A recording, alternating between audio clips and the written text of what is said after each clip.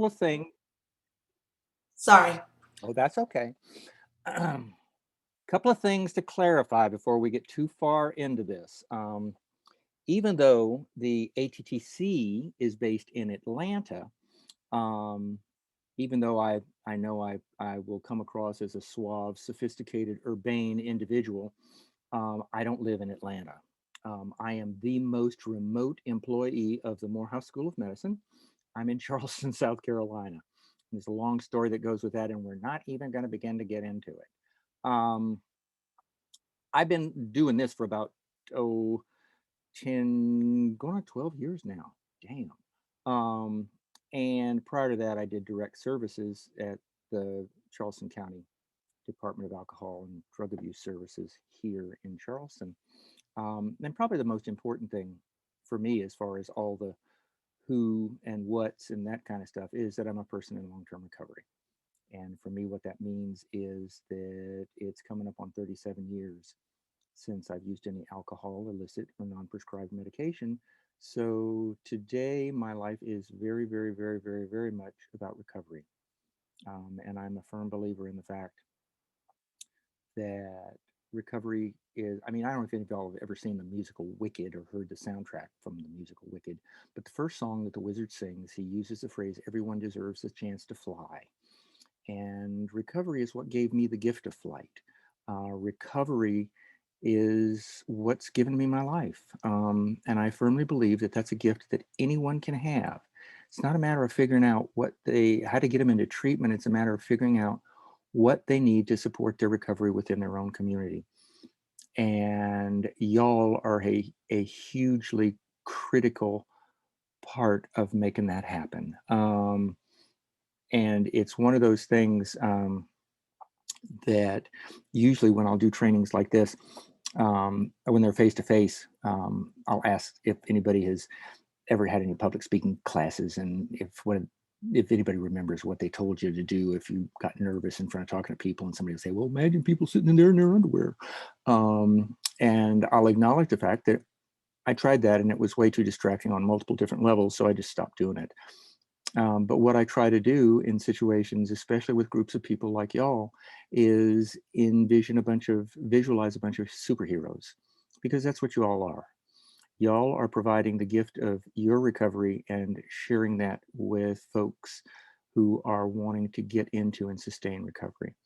And one of the things that I think is really important also is to acknowledge the fact that y'all are hope ambassadors. Y'all are hope carriers. Y'all have the ability to show that, yeah, recovery does happen. Despite what you might think, recovery is a reality. So um, one thing too that I want to toss out, you might not know it, but the training that I'm going to be doing is the product of one of your colleagues from down in Georgia. Hopefully, some of y'all know Owen Doherty. Well, Owen is the person who did this training, developed this training. And he's on this call. So, you know how, if you want to visualize or imagine what a newly ordained minister feels like delivering his first sermon when the bishop is sitting in the congregation, that's what I'm feeling like right now. Not really. Just thought I'd say that. And one final housekeeping note. My cat, AKA Fergus the Ferocious, his most favorite spot in the whole wide world is sitting on my shoulders sleeping. So probably at some point during this presentation, he's going to wander his gray behind in front and jump up on my shoulder. So I just wanted to warn you that you're not having a flashback. That, that it's a cat. It really is. So with that, Oh, uh, Ed, I got one more thing I wanted to tell oh, all everybody. righty. Sure. I didn't tell them, guys, at the end of this training, we do have a survey that we need you all to fill out, okay? So just hang on toward the end and we'll put it in the chat box for you. Thank you. There we go. So on your mark, get set. Let's roll them, kids. All right. So we've already covered the title slide here. Now, one thing that, and this is, we are, the ATTCs are funded by SAMHSA, the Substance Abuse and Mental Health Services Administration. And since SAMHSA is footing the bill, they like us to sort of give them their propers. So all of the presentations I do, we lead off with this. So it's important to understand that used to, there was just one. There was just the Addiction Technology Transfer Center. And we've been around for like 27 years, I think. And now there's, they thought that was a real good model. So they added one for prevention and one for mental health. But all of us, the mission that we have is to develop and strengthen the workforce. And in our case, that workforce is folks involved in treatment and recovery to implement what we call evidence-based practices, and make sure that you're doing stuff that works, not the stuff, we've been doing this since 1969. I don't know why I need to change now. Any of y'all ever heard that one? Or at least felt that one? Each of the ATTCs, we've got a coordinating office. We've got two, in addition to the regional centers. There are two. There's one specifically for American Indian and Alaskan Native, working with that population, and also with Hispanic and Latino, that population. You don't have to go through the regional center to get to them. You can access them directly. If you go to our website, which is ATTC Network, it's on the first slide. I'll try and remember to put it in the chat box towards the end. attcnetwork.org/southeast. You'll see the way you can hook up with mental health or prevention, and also the two focus ATTCs. Now, this dog's dinner of colors, I've got on here to just to show you that, of course, in Region 4, which is the dark blue here, we, of course, are at Morehouse School of Medicine. Mental health is in Atlanta also. It's at Emory, and the prevention is at Wake Forest in North Carolina. And this is what SAMHSA wants all the TTCCs to do and have their coordinating offices do. And then, of course, the Hispanic and Latino and American Indian and Alaska Native, this is their job, is to be subject matter experts. And then this is us, the regional centers. And this is Morehouse, Southeast. And these are all the states we cover. And that's the paid political part. Now, one of the things that I'm a real firm believer in is language. And I'm guessing that probably a whole lot of y'all feel the same way. The language we use is important. One of the things I learned early in recovery is the words I use to describe myself are basically what I'm telling myself to think about myself. And that's important. And it also is important from the standpoint of the words I use, a lot of times what I think they mean and what I think, they carry is not what the general public thinks. So it's important to be aware of that. And just some quick ones to go over. A lot of times we use, addict, abuser, junkie. I've got a dear friend of mine. I swear I love her to death. Been in recovery for about 8 years, and she always refers to herself as a trash can junkie, and it makes my skin crawl every single time, because it's like, honey, that's not who you are now. That wasn't even who you were then. So, if y'all hopefully are familiar with the term person first language, there's a lot more to me than just my substance use disorder. I'm a person. I'm an individual who happens to have a substance use disorder, and God knows several other chronic conditions, but we're not going to go there. And so it's not a matter of not defining somebody by their disease. Okay. Another word that we use all the damn time is substance abuse. Problem with substance abuse is that, you know, when the public hears abuse, they put it in the same category as domestic abuse and child abuse, which I think y'all will agree isn't really a good neighborhood to be hanging out in. Um, the deal is that it's not real accurate either. It's not a medical term. Um, you know, domestic abuse, perpetrator abuses their partner. Child abuse, perpetrator abuses children.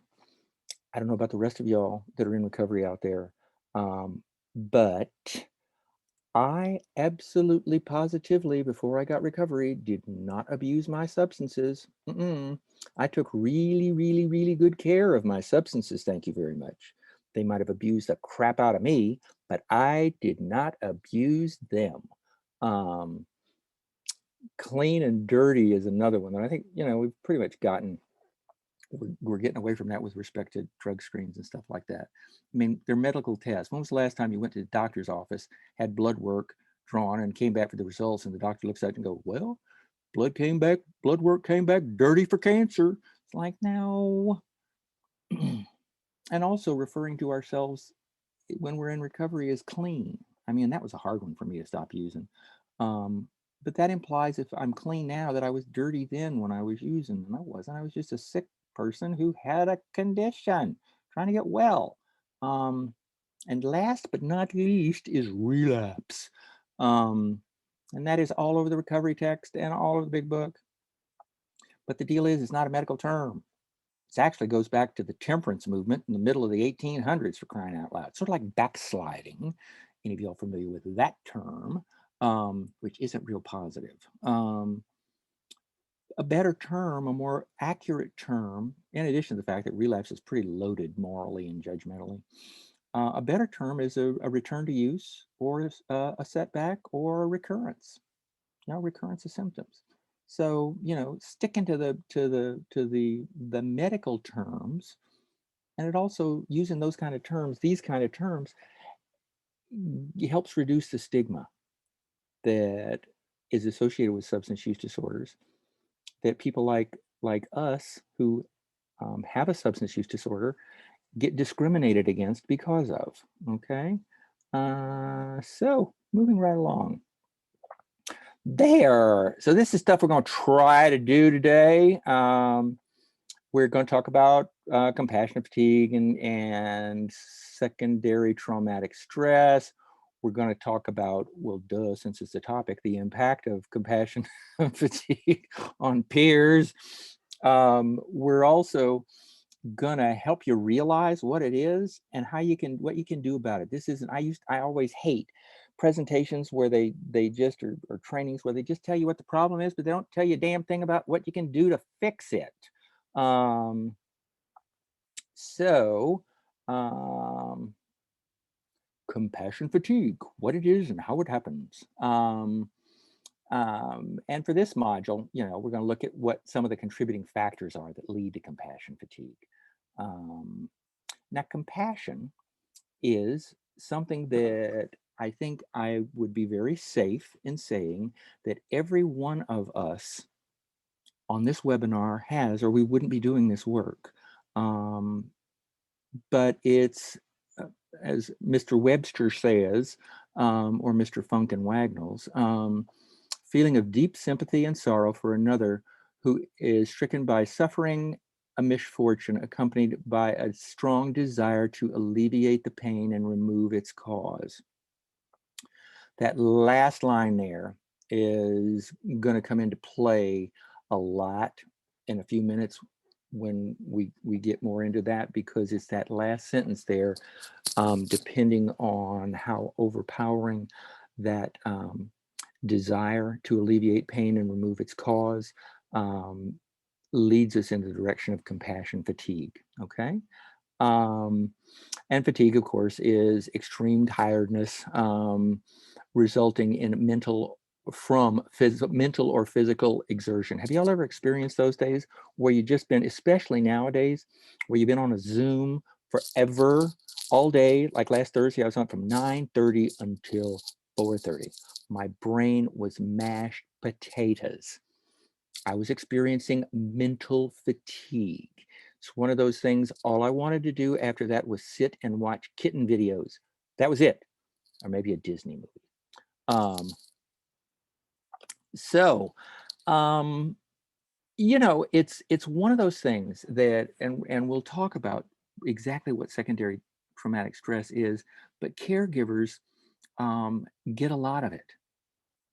And it's one of those things that, that second bullet is a lot of times when the people we're working with, when they share what they've been through, it's pretty heart wrenching. It's pretty challenging.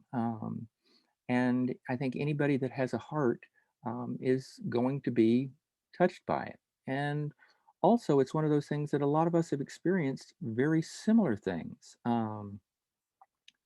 Compassion fatigue is one of those things too that when you're in a position like we are of trying to change things, it's like I realized when I first got in the field 30 some odd years ago that I was rarely ever going to see immediate results of what I did. And it was a matter of, for me, of focusing on the phrase, it's better to light a single candle than to sit and curse the dark, because it could get real frustrating. Um, because of course, early on, I don't know if any of y'all experience this, early on, it was all about me.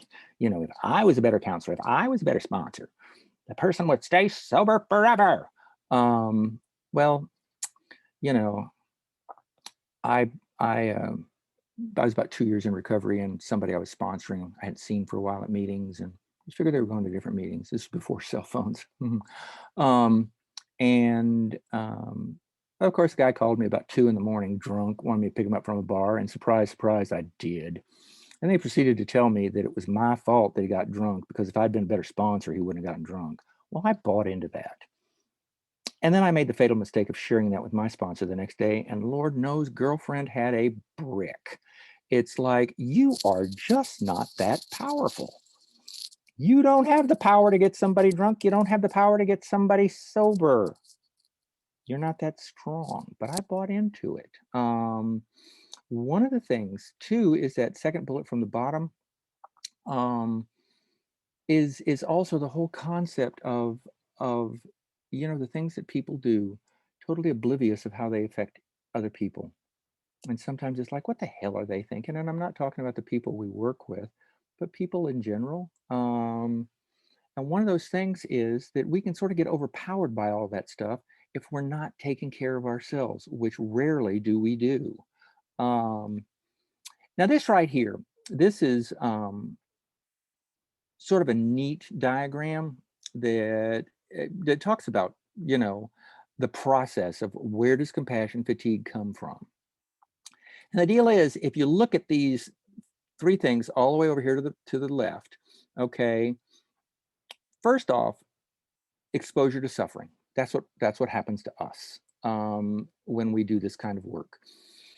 We get exposed to people who um, have been through a lot, um, and a lot of times continue to go through a lot. Um, because of who we all have this empathic ability. In other words, we've got the ability to feel with other people, to feel their pain. Um, and a lot of us, especially early on, we don't have really any kind of boundaries around that. So we sort of just assume it's your pain, but I take it on. Um, and then you've got the whole issue of concern. Again, being in this business, we're concerned about other people. It's important to us. So all three of those things go into what we refer to as the empathic response. In other words, how we react to this situation. All right. Now, that can be strengthened or mitigated by these other two. One is detachment. What detachment means is our ability to separate us from them. And we'll talk some more about that in a little bit. And then that sense of satisfaction. Do we expect immediate results and not get any satisfaction when we don't get it, or um, and this is something I'll share with you that I mean I do still. Um, I'm one of those when we'll talk about it in a little bit about perfectionists, and yep, I've got it. And what I do is in the morning, it's like, you know, asking God, it's like, okay, just let me do the best job and be the best person I can be, and let that be enough. Because left to my own devices, that's one of those you know kids who used to get beat up and his lunch money stolen for multiple different reasons. Because if I got 100 on a test and there was 10-point bonus question and I didn't get all 10 points, it was a failure. Um, I know that's just over the top, but yeah, that was the way it was. Those three things lead to residual compassion stress. Okay, compassion stress gets hooked up with exposure, prolonged exposure to suffering. And if you have your own traumatic memories that you're dealing with, and those three things go into making up compassion fatigue. Okay, these two right here, you can't control, but this residual compassion stress you can, and we're going to talk about that later. And then something else that plays into the issue of compassion fatigue is other life demands. You know, if you're a parent, if you're a single parent, if you have children, period, if you're a caretaker for a parent or another adult in your life, if you're recently divorced, if you know, lost your job, you know, all sorts of other stressors in your life, you can't separate that from your life. You can do a good job of trying, but it's still sort of an undercurrent. Um, some things that these are some definitions of the things that we just talked about. Again, this emotional contagion. It's sort of like, you know, you're around somebody that has the flu, better than odds chance you know you might get it, or not necessarily the flu, but a cold definitely. Um, the other things we've already talked about, and this last one here though, disengagement, the extent to which the helper can distance himself or herself from the ongoing misery of the traumatized person. And a lot of times, folks like us, when we first hear that, it's like, "Ooh, that sounds so mean." But we'll explain that some more in just a second. The other things that we've already talked about, this sense of achievement, compassion stress. Compassion stress is one of those things that it's that conflict between the situation and what we and our desire to fix it and our inability to fix it. So that sets up stress because we can't fix it. We can't make it better, but we want to. We strongly want to. Um, Traumatic recollections is again one of those things that we talked a little bit about. Some folks have, and a lot of us. I mean, and that's one of the nice things about that we've expanded the definition of PTSD um, to include things that we normally, or you know, when I first got in the field, we didn't, because you know, traumatic stress is anything out of the norm, anything that, and I mean out of the norm from the standpoint of a norm of the norm of daily living.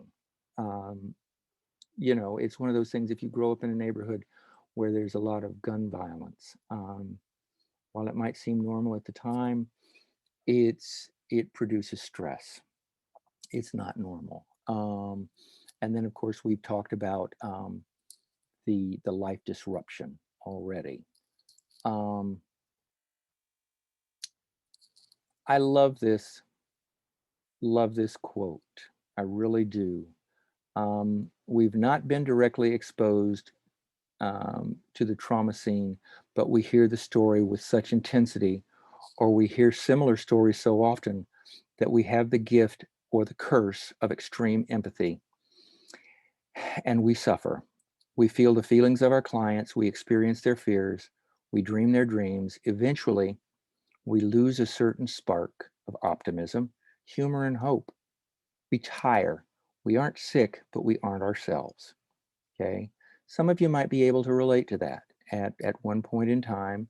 That may well have been you. You just get sort of overly fatigued. You're just not yourself. And that's important to be aware of, because it's one of those things that we know something's up, but we don't know exactly what's going on. We just know that we just don't feel ourselves. One thing that several folks have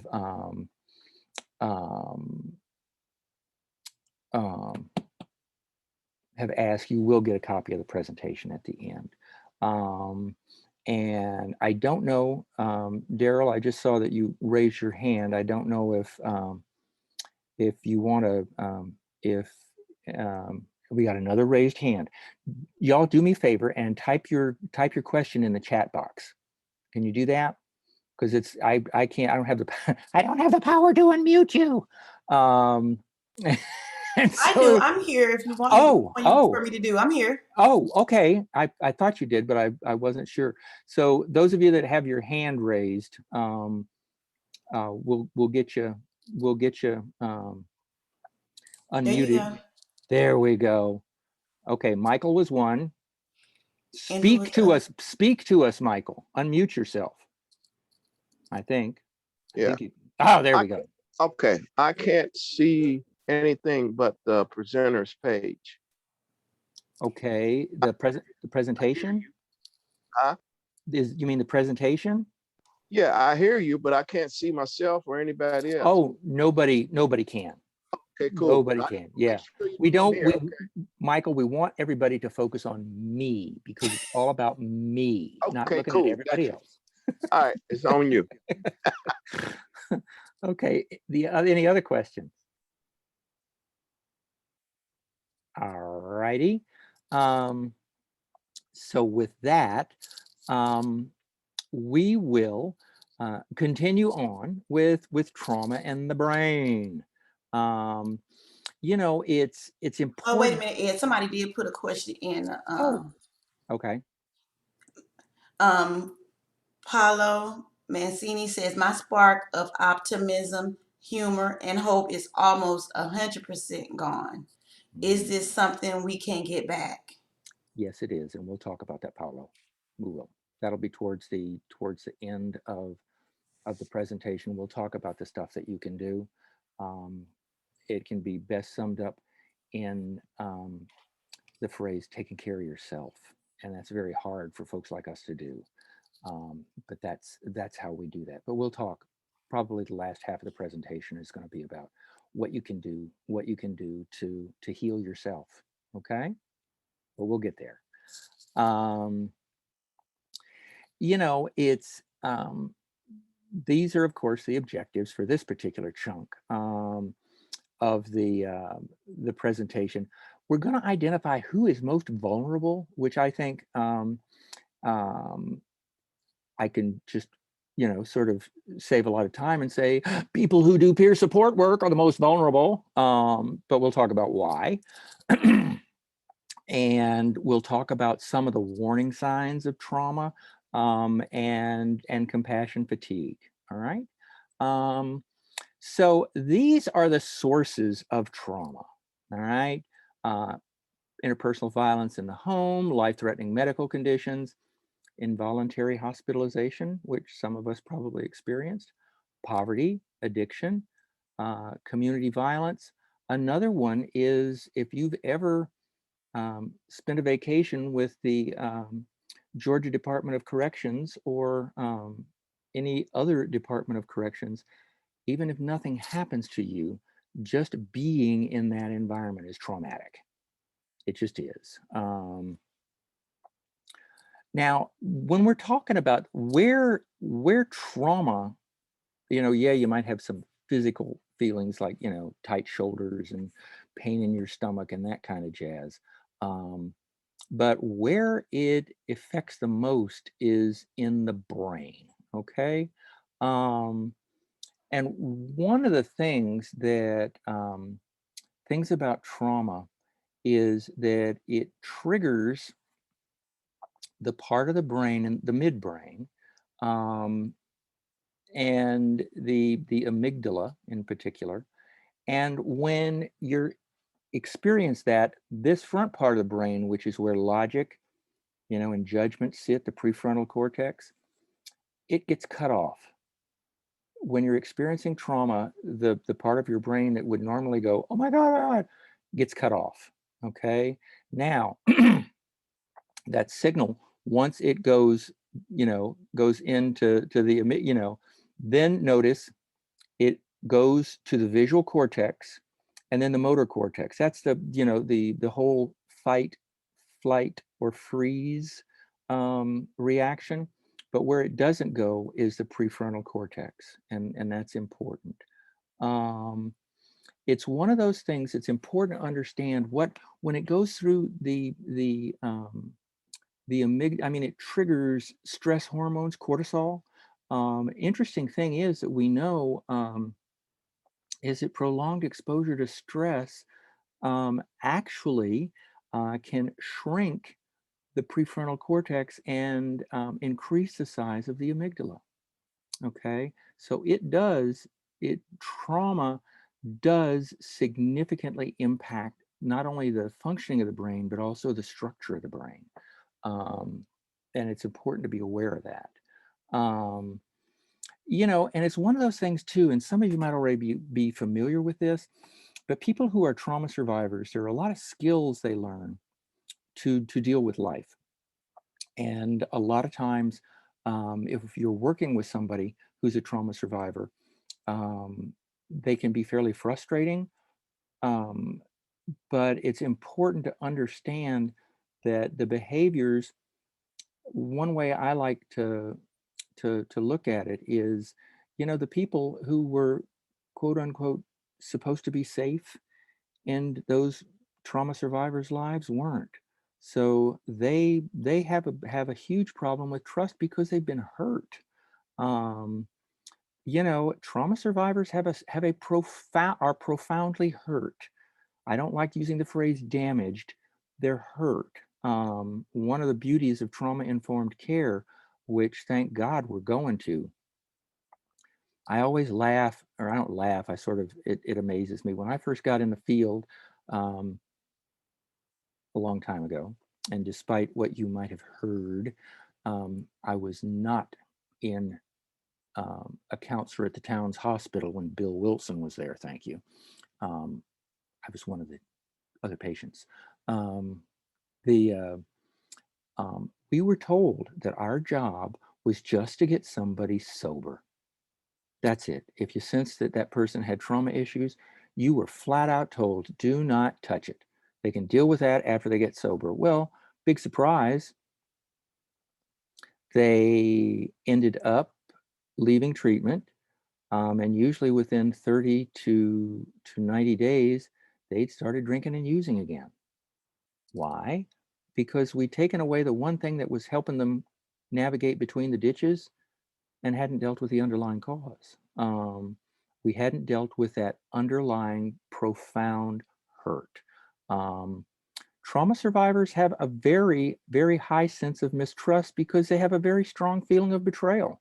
Again, because people um, that should have been the ones taking care of them were the ones that did the damage. It's important to understand too that when you're dealing with a trauma survivor, it's going to take them a while to get to a point where they trust you. But once you've achieved that, you've really, really done something.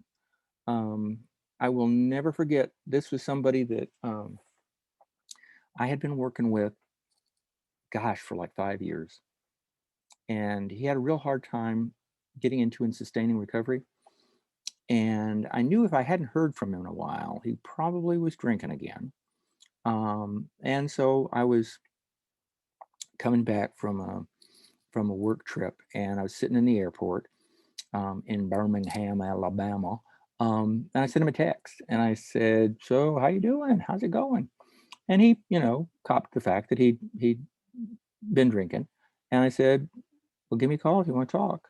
And he did, and he was drunk. But the thing was, he shared that when he was 7 years old, he was raped by an uncle. And the uncle had venereal warts and gave him venereal warts. So he was 7 years old. He was 40 at this point in time. He had never had anything done to have the venereal warts removed. So every single day, he had a reminder of that trauma, and he had never told anybody. And he was seeing a therapist at the time. And I told him, I said, "You need to tell Dr. Hunt about this." And he said, "Oh, I can't. I can't. I mean, it's hard enough telling you." And it's like, "You need to tell Dr. Hunt. Dr. Hunt needs to know this. This is very, very, very, very, very critical." Um, I said, "I'll be happy to go with you to tell him." And I did. Um, but it was like that, right? It took him 5 years and a lot of vodka to get up the courage to say something. And it was one of those things that, I mean, I thanked him for trusting me enough to share that, because that was pretty major. Um, People who are trauma survivors get frustrated very easily. Um, they have a hair trigger. They're very quick to react. There's a tendency to blame people, which that sort of, is sort of tends towards a lot of folks with substance use disorders before they get into recovery. Some folks might behave like they feel a bit entitled. And that third bullet from the bottom is may use deceptive maneuvers. In other terms, they might be manipulative. They might not tell the truth. It's like, it's important to understand. And one of the things that I had to learn really early on was the people I was working with, they weren't doing that just to me. That's just what they did. That was how they learned to survive. It wasn't a good thing or it wasn't a bad thing. It just was. Um, a lot of times, trauma survivors, when they'll tell a story, they use really graphic details. All right.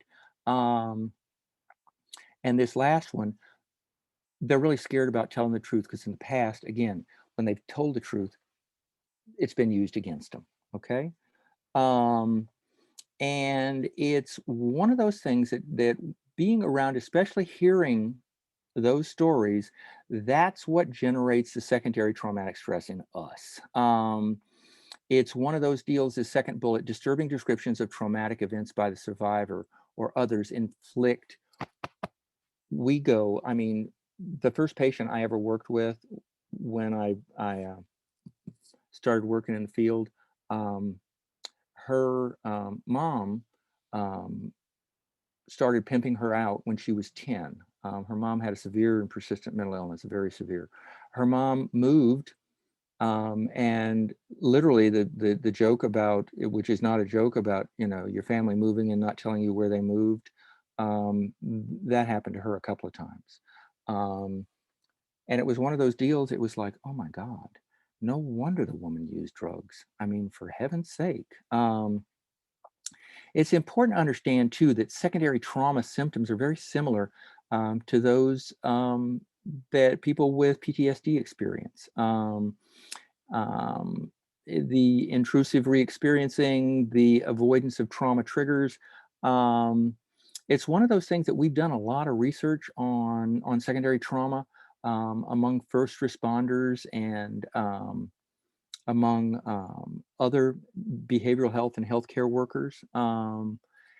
It's also a biggie to understand that if you don't address traumatic stress, it's going to lead to compassion fatigue. If you don't address compassion fatigue, it is definitely going to lead to burnout. Okay.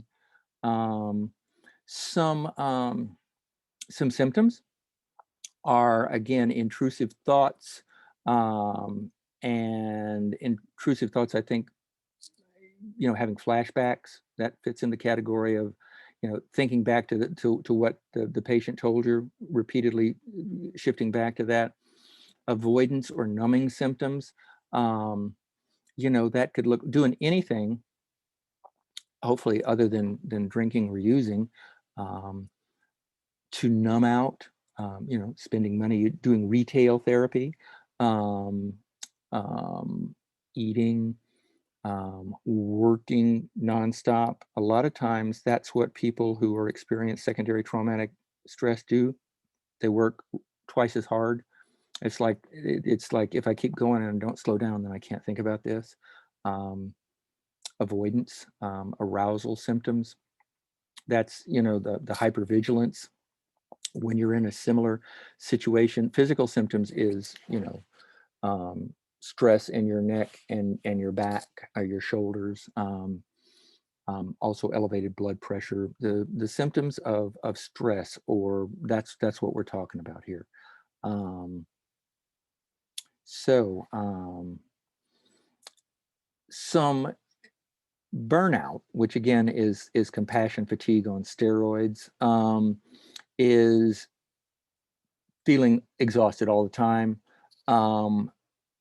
increased mental distance from your job. In other words, you're sitting there supposedly listening to the person you're working with, and you're nodding your head and thinking about what you need to get at the grocery store on the way home. Okay. Reduced ability to meet the needs or expectations of the job. Okay. Get to work late, leave early. Avoid doing stuff. Just sitting, it's like, I just don't have the energy to do that today.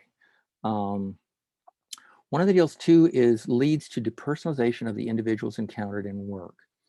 Okay, you treat the folks you're working with like them, okay, instead of us. I used to refer to this as, with counselors, I refer to it as treatment talk, treatment team talk. Like, God, she is such a benzo queen. I don't believe. Geez, depersonalization. It's a lot of times the symptoms of burnout look like symptoms of depression. When somebody actually gets to the burnout stage, that may not be reversible. Okay, now what I mean by that is, no, you're not going to stay burnt out forever and ever, but in that particular line of work, you might have a problem getting to a point where you can get back. You might definitely need to take some time off. Had a colleague of mine who worked in mental health for years and years, and he ended up finally having to take about 3 years off, and he worked in a flower shop. He was a psychologist and all. He just couldn't, he just ended up going to work in a flower shop. It's one of those deals that, this sort of sums up what we've just been talking about. Some things to think about as far as why this is important for those of you that are administrators or peer supervisors or those kind of things, is that it's challenging when somebody is experiencing compassion fatigue. It's a lot harder for that person to not cut corners. It's a lot harder for that person to, and my guess is that you probably heard this before, but you're going to hear it again. For us to say things like, well, I usually don't do this, but in your case, I'll, which is a huge red flag of no, don't do it. When you're fatigued, it's more likely that you're going to do something like that, which makes you more vulnerable to getting into sticky situations. It's awful hard. That last example I gave has to do with maintaining integrity. It's awful hard to do that.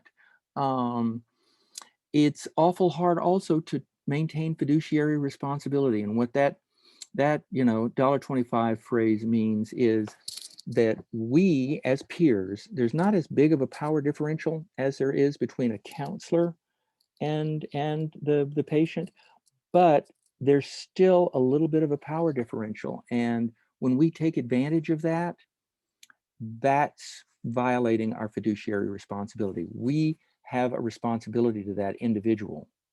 And if we can't maintain that and we take advantage of them, that's when we're getting into trouble. It's awful hard to focus on the fact that you can't heal anybody when you're experiencing compassion fatigue because you're just getting so frustrated. It's also awful damn hard for you to be whole and healthy while you're doing the work. You just can't, because a big part of this is that you have stopped taking care of yourself or seriously reduced taking care of yourself, which is a problem. Okay. The folks who are most vulnerable to experiencing secondary traumatic stress, that and it's important to understand, if your level of empathy, I mean, I don't know if any of y'all have ever watched the Brene Brown video on empathy. If you haven't, it's sort of, just type Brene Brown empathy, and it's a short video, but it's sort of as good as far as explaining empathy. But if our empathy does not have any boundaries, that's going to get us into trouble. If you have had a personal experience with trauma, and haven't been able to work on any of that, that's going to put you at higher risk, which is unresolved trauma. Even if you've worked through it, it's still going to come up, but it's not going to be as debilitating if you've never worked on it. Also, the whole issue of if there are children involved, that takes empathy to a new level. I mean, that really gets to our core, regardless of how much work you've done. When children are involved in the mix, it just gets to you. It just does. The people who are at higher risk are people who are hesitant to set boundaries. Okay. Now, boundaries, and we'll talk some more about them in a little bit, but boundaries are pretty much where I stop and you start. Okay, what's my responsibility? What's your responsibility? All right. And so if you can't do that, if you can't, set a boundary, that's going to be a bit of a problem. Okay. And speaking from the perspective of someone who, when he first got into recovery, wouldn't have known a boundary if it bit him on the nose, that's it. You can learn it. A lot of times you're very miserable until you do, but you can learn it. But one of the reasons why we don't want to set boundaries is because if we set a boundary, that means that maybe that person that we're setting a boundary with won't love us. Because again, these are all things that we grew up with. Okay, we discovered, the majority of us discovered, that the people who quote unquote loved us, that love was conditional. We had to do certain things and behave a certain way, or the love was pulled. That fear of abandonment. Again, that ties into the to the first one there. That if we set a boundary, that person's going to walk away from us and leave us alone, and we're going to be all alone.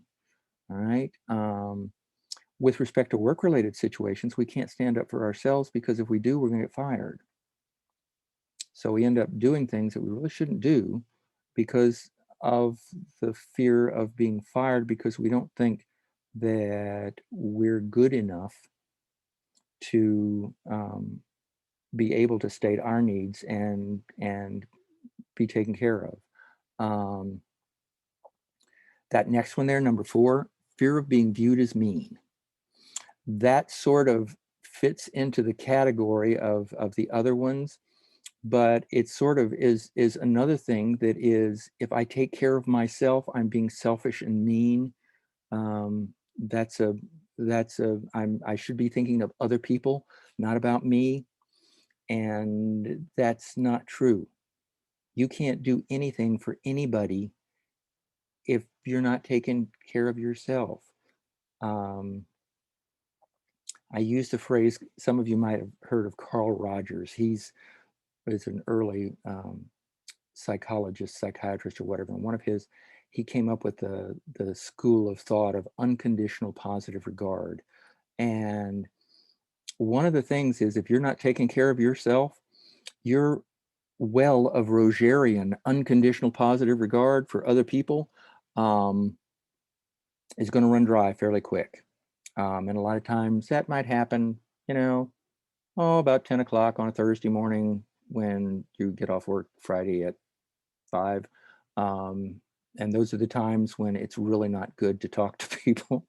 And it's really not good to punch send on emails to folks that have pissed you off.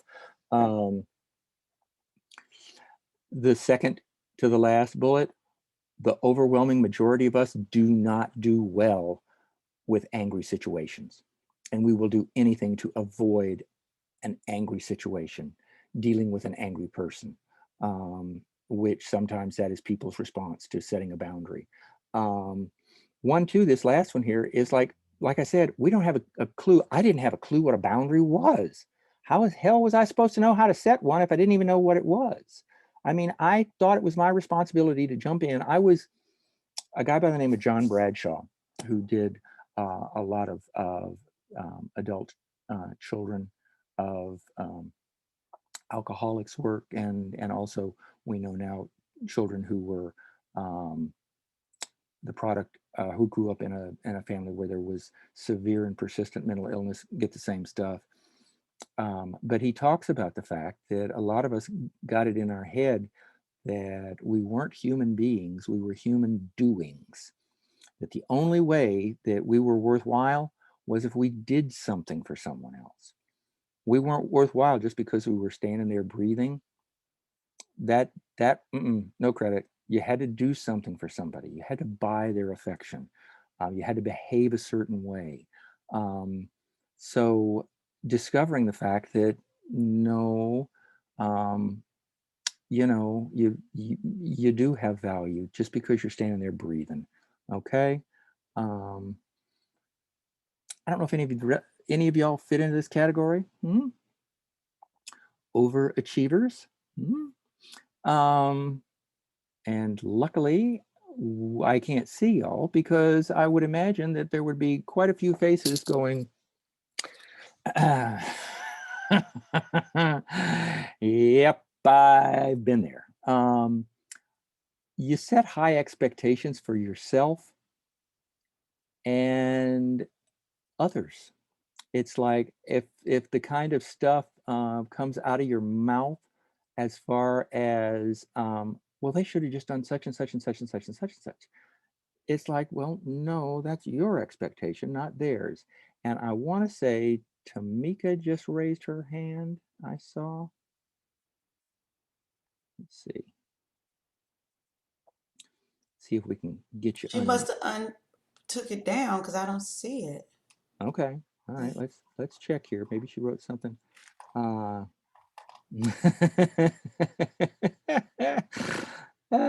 Yes, it's one of those. It's hard looking in the mirror, isn't it, Jordan? It is. And one of those things, and we'll talk about ways of working around that too in a minute. Somebody who's busy all the time. I mean, early in recovery, I could not stop. I could not stop because if I stopped, then I'd have to spend time with myself. And oh no, that was just, no. This third bullet right here, when you're feeling super stressed and then you take on something else. Well, because, nobody else is going to do it, so I might as well do it myself. And then you get cranky because it's like, Look at these other people. I'm doing all this work and they aren't doing a damn thing. And the mindset, well, I can't delegate. It's like I'm going to have to explain it to them and they're not going to do it the way I want them to. So might as well just do it myself. Being busy is a sign of success. I'll share with y'all. I guess it's been about 3 years now. I moved from being the program manager for North Carolina, South Carolina, Tennessee, and Kentucky up to be the associate director and managing the two program managers and another program we run. And it happened for a couple of months. I mean, it took doing a little writing and talking to sponsor and all that crap. But in the back of my head was, because I wasn't traveling 3 weeks of the month, because I wasn't constantly feeling overwhelmed, it's like, oh my God, they're going to realize they're paying me this money and I'm not doing anything. Oh God, they're going to fire me, which was total poop. But that's where my mind went because I wasn't busy. I wasn't constantly busy. So it's one of these deals that is important. And I say that from the standpoint of a lot of these things, we will become aware of them. And it's sort of like I don't know if any of y'all have ever seen something, it's called an autobiography in 5 chapters. And if any of y'all, if you'd like a copy of it, you can send me an email and just say autobiography in the title line and I'll forward it to you. But it's along the lines of chapter 1. I walked down the street, fell into a hole. The hole was dark. I had no earthly idea how to get out. I stayed in there forever. I finally figured out how to get out and I got out. I was scared, yada, yada, yada. Okay, chapter 2, walked down the street, still not paying attention, fell into the hole. It was dark, it was scary, but I sort of had a vague recollection of how I might get out. So I didn't stay in there quite as long. And the third time is, I saw the hole and I fell into it, but I knew how to get out. And the fourth one is I saw the hole and I walked around it. And the 5th chapter is I took a different street. Okay, so it sort of sums up that the whole way of dealing with behavior traits like this. It takes time. It's a process. You don't suddenly get healed. Hey, Ed, we yeah. got a question about that. Sure. John Langston says, what is wrong with those characteristics? Nothing. If you want to experience compassion fatigue on a routine basis, John, there's nothing inherently, if you want to think about it this way, it's sort of like from the perspective of character defects are something that's on a spectrum, okay? One end and at the opposite end, they're not defects. So these things are inherently not bad, but when they're taken to the extreme and they're impacting your life, that's what we're talking about here. Okay, so you can, say for example, the second one, being busy, managing your time is a good thing as long as you include time in there to take care of yourself, to do things that nourish your soul, to do things that are fun for you and relaxing, okay? To where you have that separation between work and your private life. The first one there, as far as high expectations or standards, it's not necessarily bad, but when it causes you problems, it becomes bad. Does that make sense?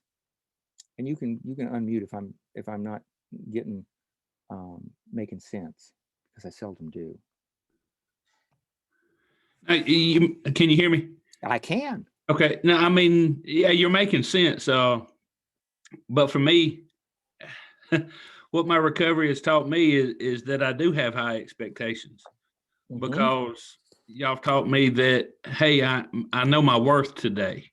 And so I do have high expectations and standards. I have learned to create a plan and a goal.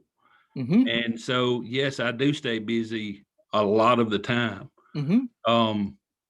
I do take on more responsibilities probably than I should at most of the time. Hmm. What I've also found though is I work better under stress. That is when I do the better work. Um, Yeah. do Mhm.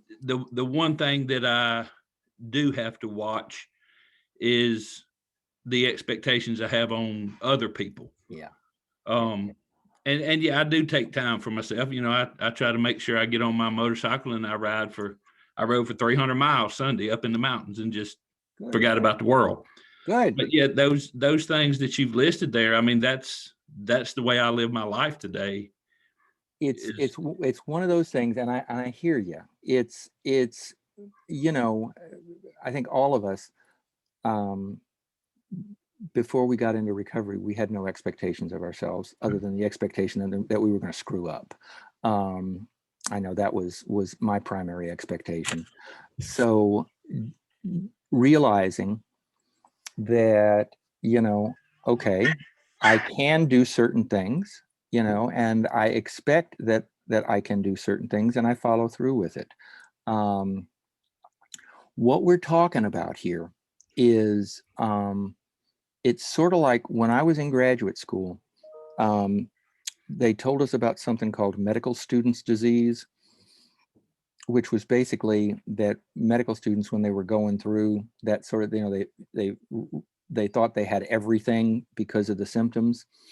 When I was in graduate school, it had to do with, that we would all think that we had all of the Axis 1 and Axis 2 um, diagnoses, but what the professor said was it's a matter of magnitude and longevity. In other words, it's a matter of the severe, how problematic it is and how long it's lasted.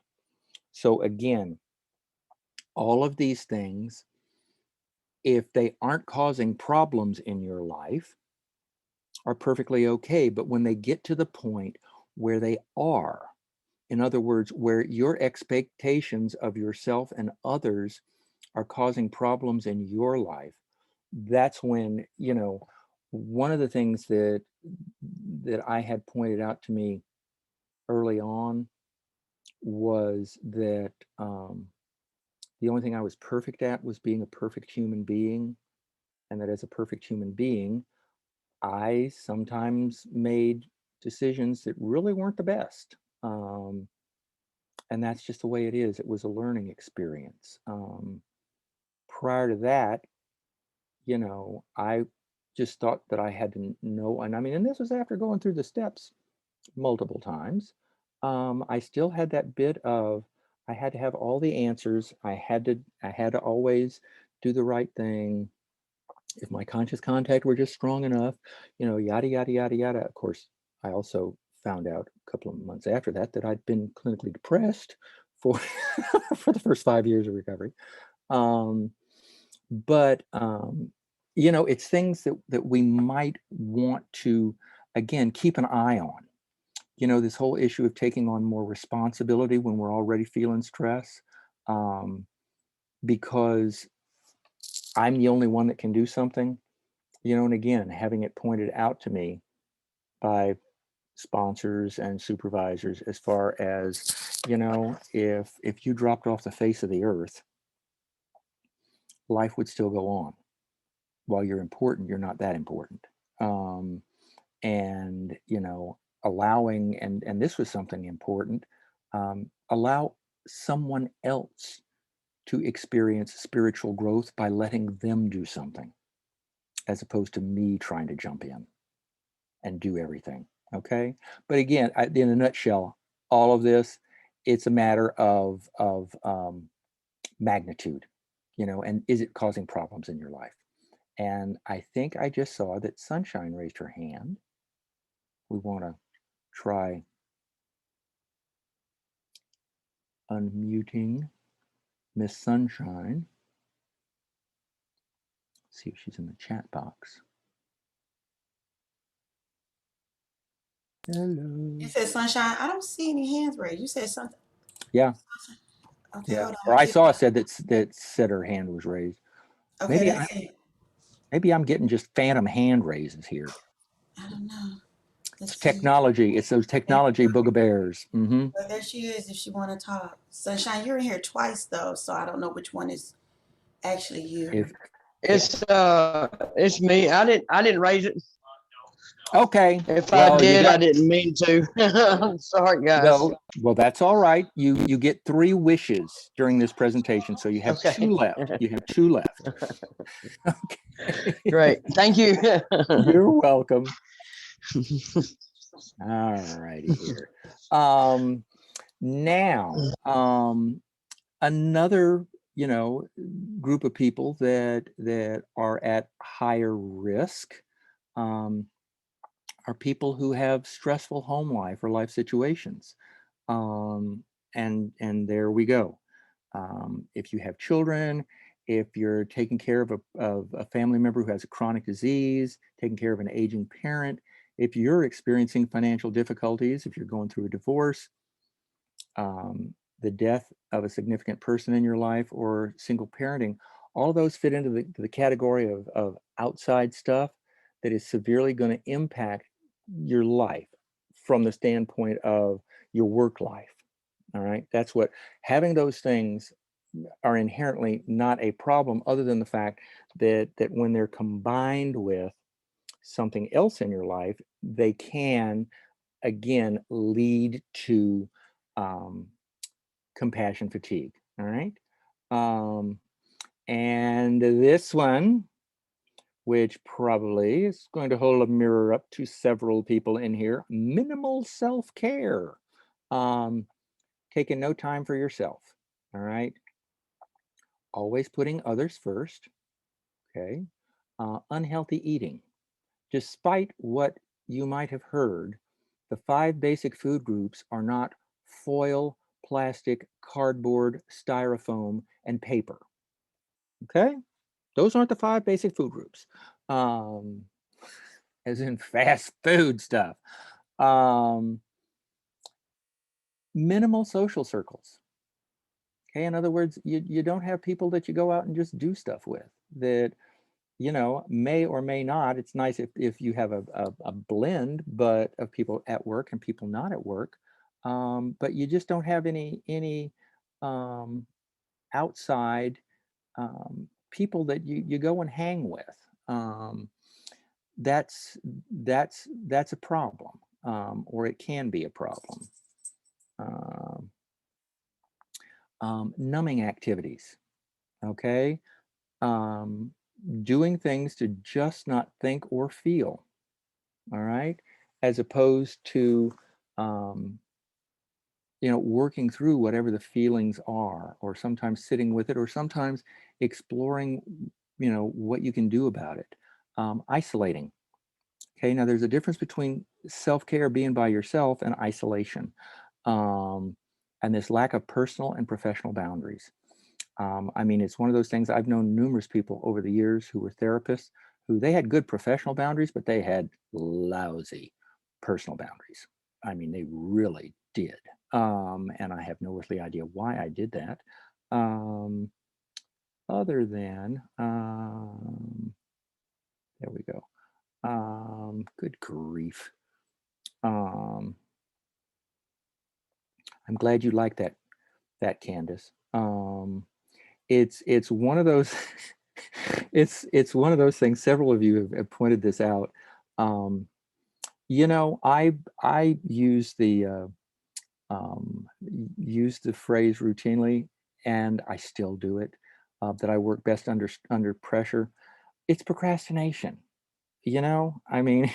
For me, it's like, maybe it's the closest thing to speed that's being legal, is that adrenaline rush that you get from, oh my God, I gotta hurry up, staying up till 3 a.m. the night before a presentation to redo the damn thing. Some other things that put people at risk is if they have challenges at their workplace. Stuff like, one of their colleagues dying, or somebody you're working with. In this day and age of opioid overdoses, probably happens a lot, and that it has an impact on you. Uncertainty with your place of employment, as in, layoffs, reduction in forces. If you're working for a private entity, one of the big deals because somebody suddenly decided that substance use disorder treatment is profitable. So there are all sorts of mergers and acquisitions, and that usually involves staff reductions. If you're not having good supervision, okay, and lack of appropriate venue to express your feelings. Now that's a question that I've got for you. What do y'all think? And you can put type in some responses there. What do you think, lack of appropriate venues for sharing your feelings? What would an appropriate venue for sharing your feelings look like? What do you think? You can go ahead and type something in the chat box. A restaurant. Well, yeah, again, if you're out with other people, yeah. Now, Bruce, when you mention a meeting, thinking about one of those things, that, and what immediately comes to mind is time and place. I mean, I used to, the people that I work with, or when I supervised, my rule was, if you have a problem, especially if you have a problem with me, it's perfectly okay to come into my office, shut the door, and just lose it and scream and holler and kick and fuss and do whatever. I was fine with that. I usually wore my big boy boxers and I could deal with that. But what I didn't like was when we were in a staff meeting and someone brought that stuff up. And we'll talk a little bit about, there's a difference between appropriately venting and constantly bitching and complaining. Okay, several of you have put stuff in. What you want to do is, if you want to think in terms of having somebody safe that you can talk to, be it a supervisor or a colleague or a therapist if you have, or a sponsor, or several of you put network in, someplace where you can be honest. One of the things I'm just going to say this, that over the years, I've noticed that a lot of people in recovery do this stunt of, when they've been in recovery for a while, they play the game of, they plug in the tape of what they think that they should be saying, that everything should be lovely, everything should be fine, and they aren't honest or real about what's going on in their life. And those are the folks that you hear about, that they committed suicide because they didn't have anybody they could be real with. And that's why, no matter how long you've been in recovery, that the need for honesty, you might not share it at a big, huge speaker meeting or whatever pathway you're following, but you've got to have somebody that you be real with. And one of the things I learned a long time ago was, no matter how long I'm in recovery, stuff is going to happen to me. Okay. The good news is that I can share that in meetings, but I can also share that I know what the solution is and I know what I need to do. Now, sometimes I'm not in the mood to do this. I know I need to do, but it's a matter of being honest. So, having a sponsor, hopefully you'll have a supervisor that you can go and talk to and vent to. Okay, because there's something about just putting it out as opposed to keeping it between your ears that helps a whole lot. All right. Some signs that things might be heading in the wrong direction: this diminished creativity. Okay. And by that, what I mean is you just haven't, you just can't think other than in black and white. You're not thinking in color anymore. Okay. You're not able to think of possible other options for situations. This inability to embrace complexity. Used to, you were able to handle, plans of action that involved multiple moving parts, but now it's just, you can't. The circuits start to fry. And then that last one is minimizing. Okay. And minimizing, what I'm talking about is these signs, the fatigue, the exhaustion, that kind of stuff, you poo-poo it off. Okay. It's like, oh, that's just, I didn't sleep real well last night. Well, honey, you haven't slept real well for the past 2 months. You might want to think about that. See, I'm a perfect, I can do Southern Mother real well. Okay. Some others, chronic exhaustion, physical ailments. A lot of folks don't get it that when you're under stress, stress weakens your immune system. So getting colds and getting bugs and stuff like that on a routine basis might indicate something's going on. This avoidance, as far as, and one of the signs of that, and I don't know if any of y'all have experienced this, but where you where you get a message that the person who you were supposed to meet at 3 o'clock canceled, and you start doing a happy dance. That's not a good sign. And this inability to listen. It's like when your mind is constantly wandering all over the place, when you really have to focus on listen to what the person's saying. Again, what we're talking about is not every now and then. And again, this is important to remember, not every now and then, but if it's starting to happen with greater and greater frequency. That's the deal with all of these potential warning signs and people who are at higher risk, is if it's happening more with the people at risk, if those behaviors are causing problems in your life, okay, as far as, the way you feel, your sense of satisfaction, which we'll get into in a minute. And these warning signs, if they're happening more and more frequently, that's when it's becoming a problem. This feeling right here of feeling helpless and hopeless that you can't do enough, that's a biggie. Feeling so overwhelmed that you just can't do enough to fix it. Having problems with the concept that there are just some things you can't fix. You just can't. And sometimes it's a matter of doing the best you can and making it as helping that person. Notice I said helping that person, not you doing it for them. Helping that person move into a healthier place or a safer place. That is part of the process. When you're constantly feeling the need to rescue, heal, or fix somebody. All right. Now, it's one thing, it's important to understand, because I'll own the fact that I was in the family dynamics. I was a superhero. I was the kid that everybody in the neighborhood wanted their kids to be like. I was little goody two shoes and all that shit. Therapy and recovery and other 12-step programs helped me out of that. But I could fly over Atlanta at 2,000 feet and I could spot a victim. One of those people, oh, I miss, please fix me. I just need somebody to fix me.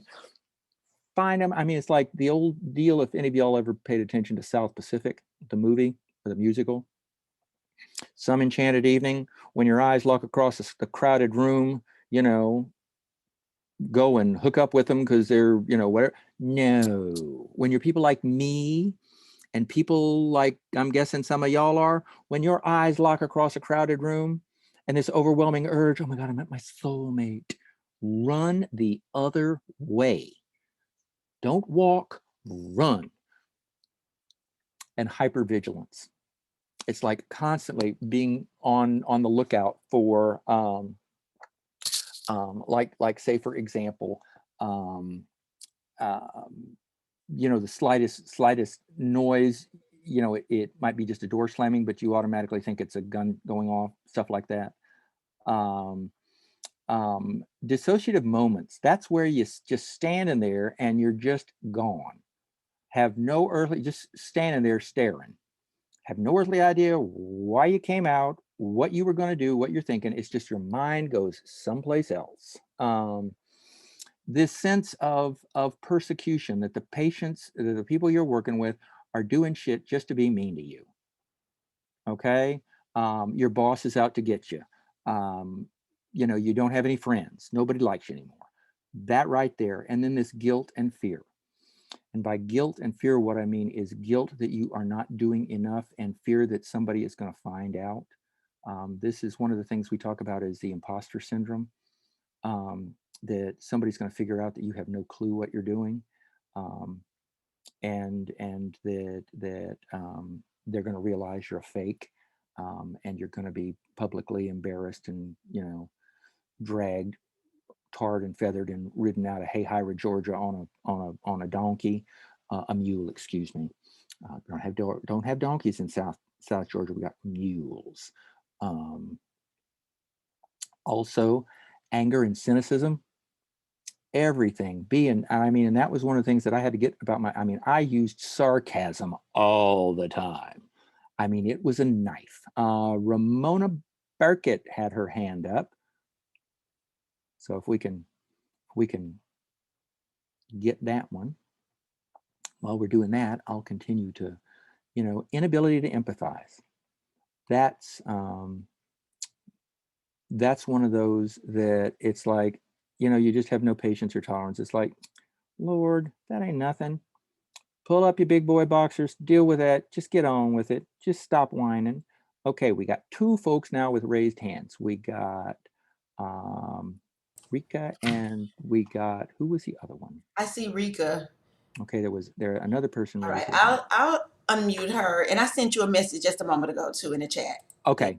Yep. All right, Rika, can you unmute yourself? Hi, I have a question about the warning signals. Don't drink, go to Sorry. meetings, don't drink, go to meetings, read your big book, call your sponsor. It's the answer to everything. My question was with the medications that I was taking after I came from recovery, kind of not numb these emotions and feelings. How does that tie in, and what do we do about that part of it? The issue is, and it's important to understand that what we're talking about here is a lot of psychotropic meds. They take the edge off, but they don't totally numb. What we're talking about here is total numbing, just shutting down. So again, it's an issue of magnitude and longevity. It's like it's not taking you're not taking the edge off. You're doing your damnedest to shove that whatever it is down and bury it under 6 feet of mud. Okay. Thank you. All right. Thank you. Okay. Other question. The other person who had a question. Yes. One moment. Teresa had a question. Okay. Oh no, it was to me. Yes, you can. I'll send them to you later. Teresa, she was asking about the slides. Okay. Some other things to be aware of. This assuming the victim role, blaming others when things don't go right. When you're a jerk, justifying doing that when you are just being a stinker. This frequent venting and complaining all the time. All you do is kvetch. All right.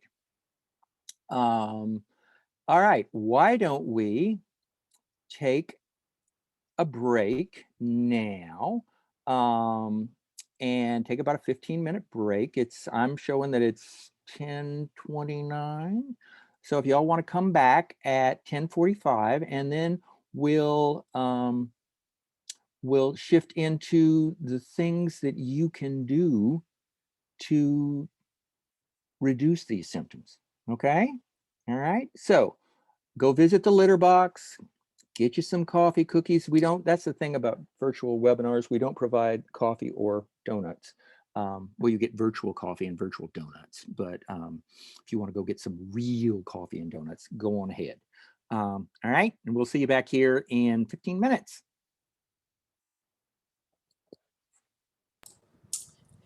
All right. Ed, is there anything you need from me? Absolutely not, dear. You've been fabulous. Okay. Well, I'm going off to the little girl's room. I'll be back.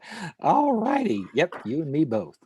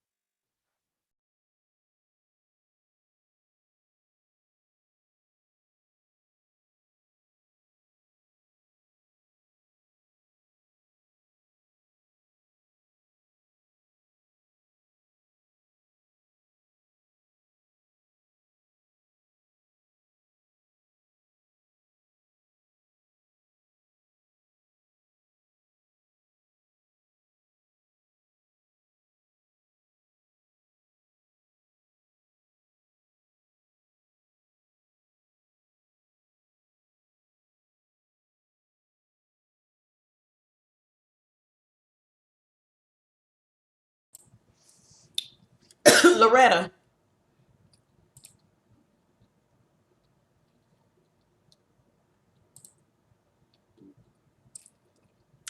Loretta, you have a question now or for the training?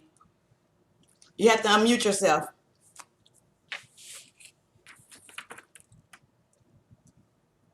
Say what? You got your hand raised. Do you have a question? No, Okay. I I don't know how that happened. That's okay. I'll take care of it. No problem. I didn't see the hello? We're here. I didn't see the survey. I haven't put it in yet. It's gonna be at the end. Okay. All right.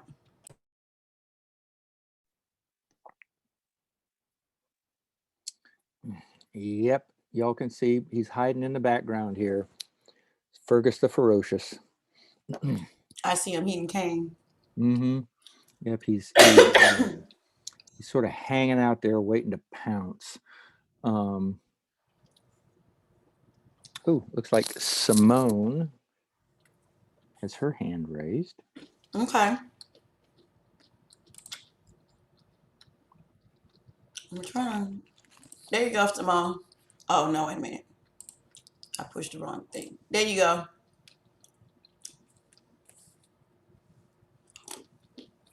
Hold on. I got to put up the panelists for a minute. Ah, I'll take it away in a moment. There you go, Simone. You have a question? Unmute yourself. Hi, how are you? fabulous.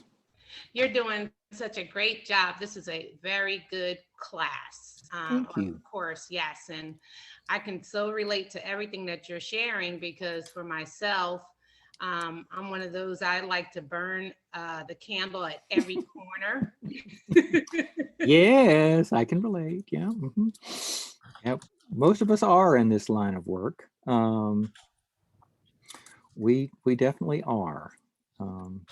That's why we end up here a lot of times, and you know we'll talk a little bit more about that when we start Yes. back up. So this is really good. Thank you for all the great information to come as well.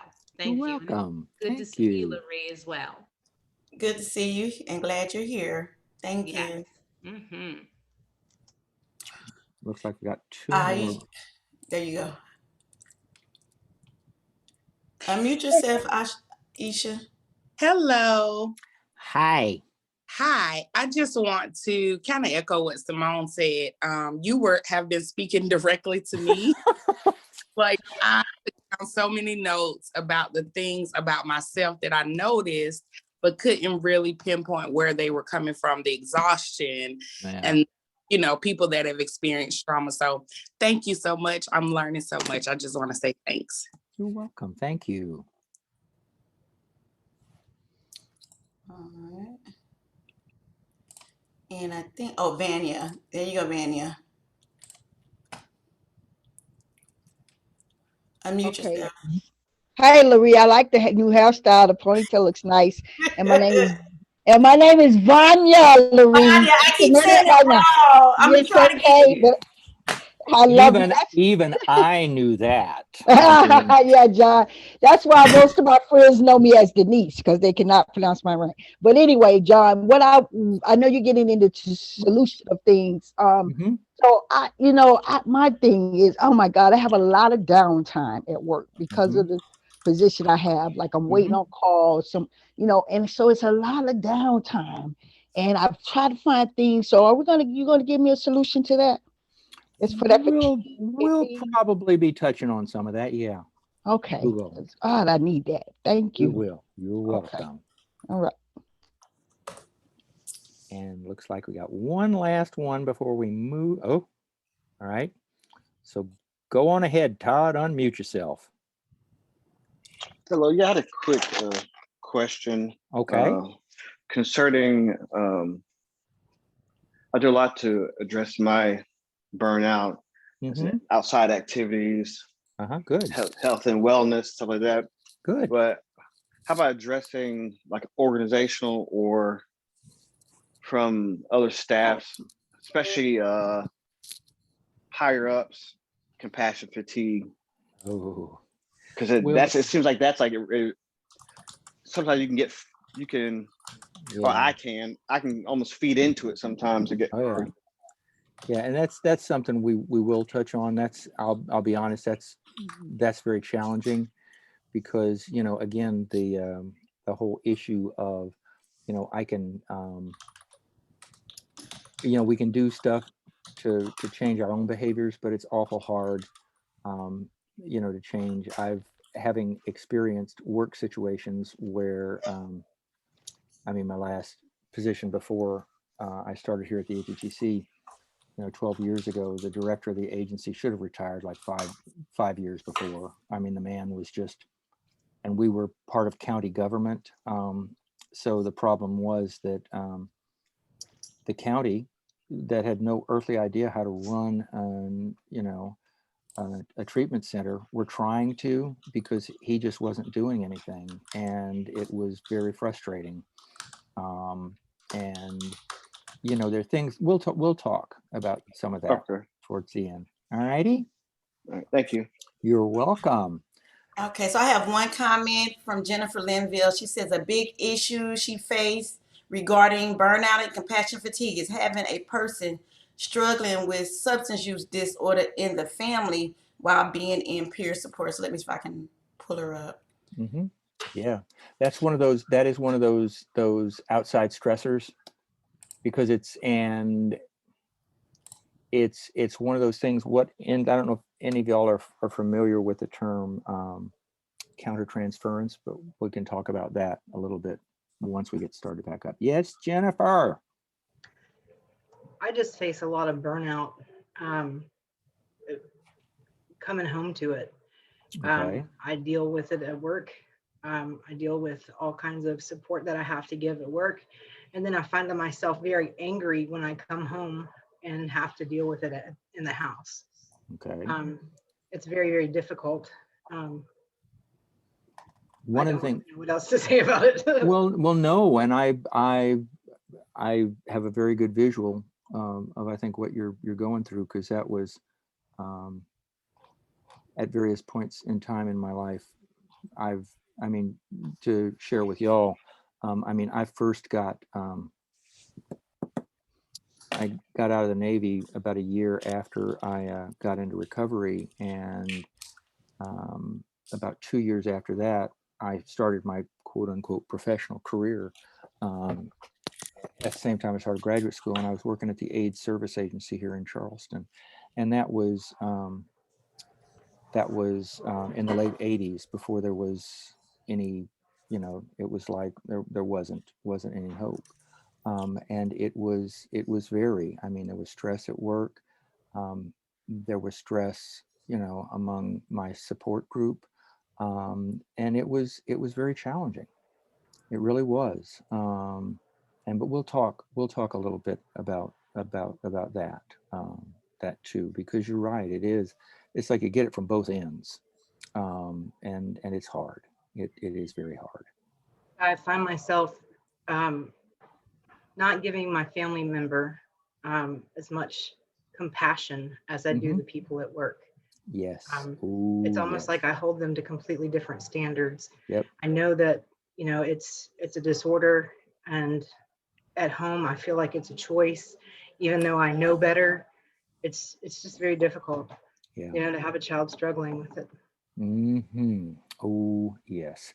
There's a book that I would recommend for you. I really, really would. It's called Get Your Loved One Sober, Alternatives to Nagging, Pleading, and Threatening. And you can get it through Hazelden. Robert Myers and Brenda Wolf are the authors. But it's about, it's called the CRAFT program, which is very evidence-based. But what it is for family members, learning how to, it's sort of like, it's not Al-Anon, but it's along the same lines. As far as family members learning to take care of themselves, it is not tough love. Don't get me started on the whole concept of tough love. But it's one of those things that it does tend to facilitate change on the part of the the person in the family who has the substance use disorder. But it's a really good book. It's, again, Get Your Loved One Sober: Alternatives to Nagging, Pleading, or Threatening. It's a very good book. Okay, let me just make sure Loretta's not having a question. Okay. Loretta, you got a question, or was you just made a mistake with your hand again? No, I have a question. Well, I have a comment, Mhm. a statement. Mhm. I can identify with the self-care, and how our personal trauma usually causes us to react rather than to respond. You know, Mhm. when you have the childhood trauma and the trauma on a daily basis from addiction and what have you. But I think that childhood trauma that we don't disclose causes us to react when we hear the identification from another peer Oh, or a client. And so I appreciate how you use that scientific part to show how the brain respond in those situations. And I'm glad we're finally getting to that process of how we're progressing in our traumatic events, like the PTSD, the frustration we have, and I like how SAMHSA is pulling together the substance use as well as the mental health, because it does coincide with each other in a sense, especially with that trauma piece involved. absolutely. Absolutely. Well, how about if it's all right, if we move on. I know, Rika, you've got your hand up, but if you want to type your question in the chat box, and I promise I'll keep an eye out for it and address it when it comes up, but so we can get on to looking at the solution and not just focusing on the problem, because I noticed when I started focusing on the solution, the problem went away.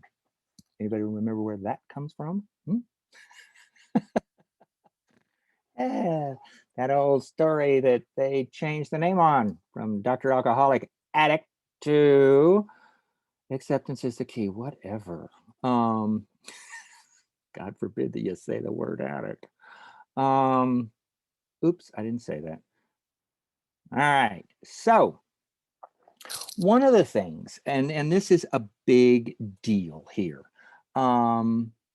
you need to sit down and take an honest life assessment, and look at it from the standpoint of what it shares in here. Is there a balance in your life between nourishing activities and depleting activities? You can just, if you don't take care of yourself, if you don't do things to nourish your own soul, it's awful hard for you to be able to give.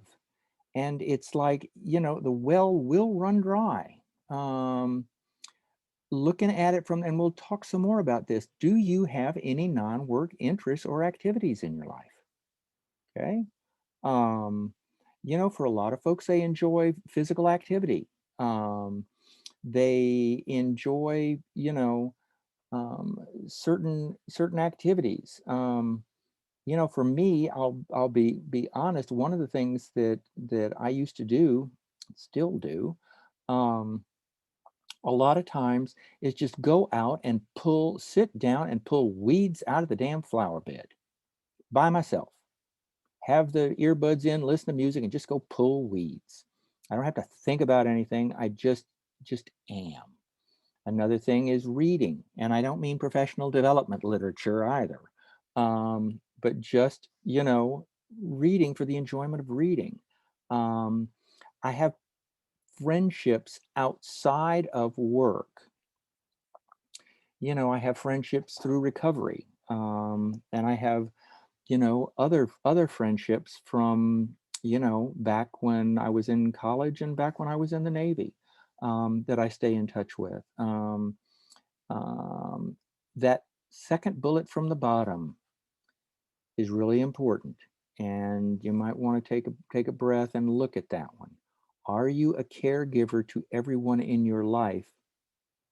Who cares for you? Most of us, the answer is nobody, and that's a problem. Okay. Um, Noticing here, you know, are you relying on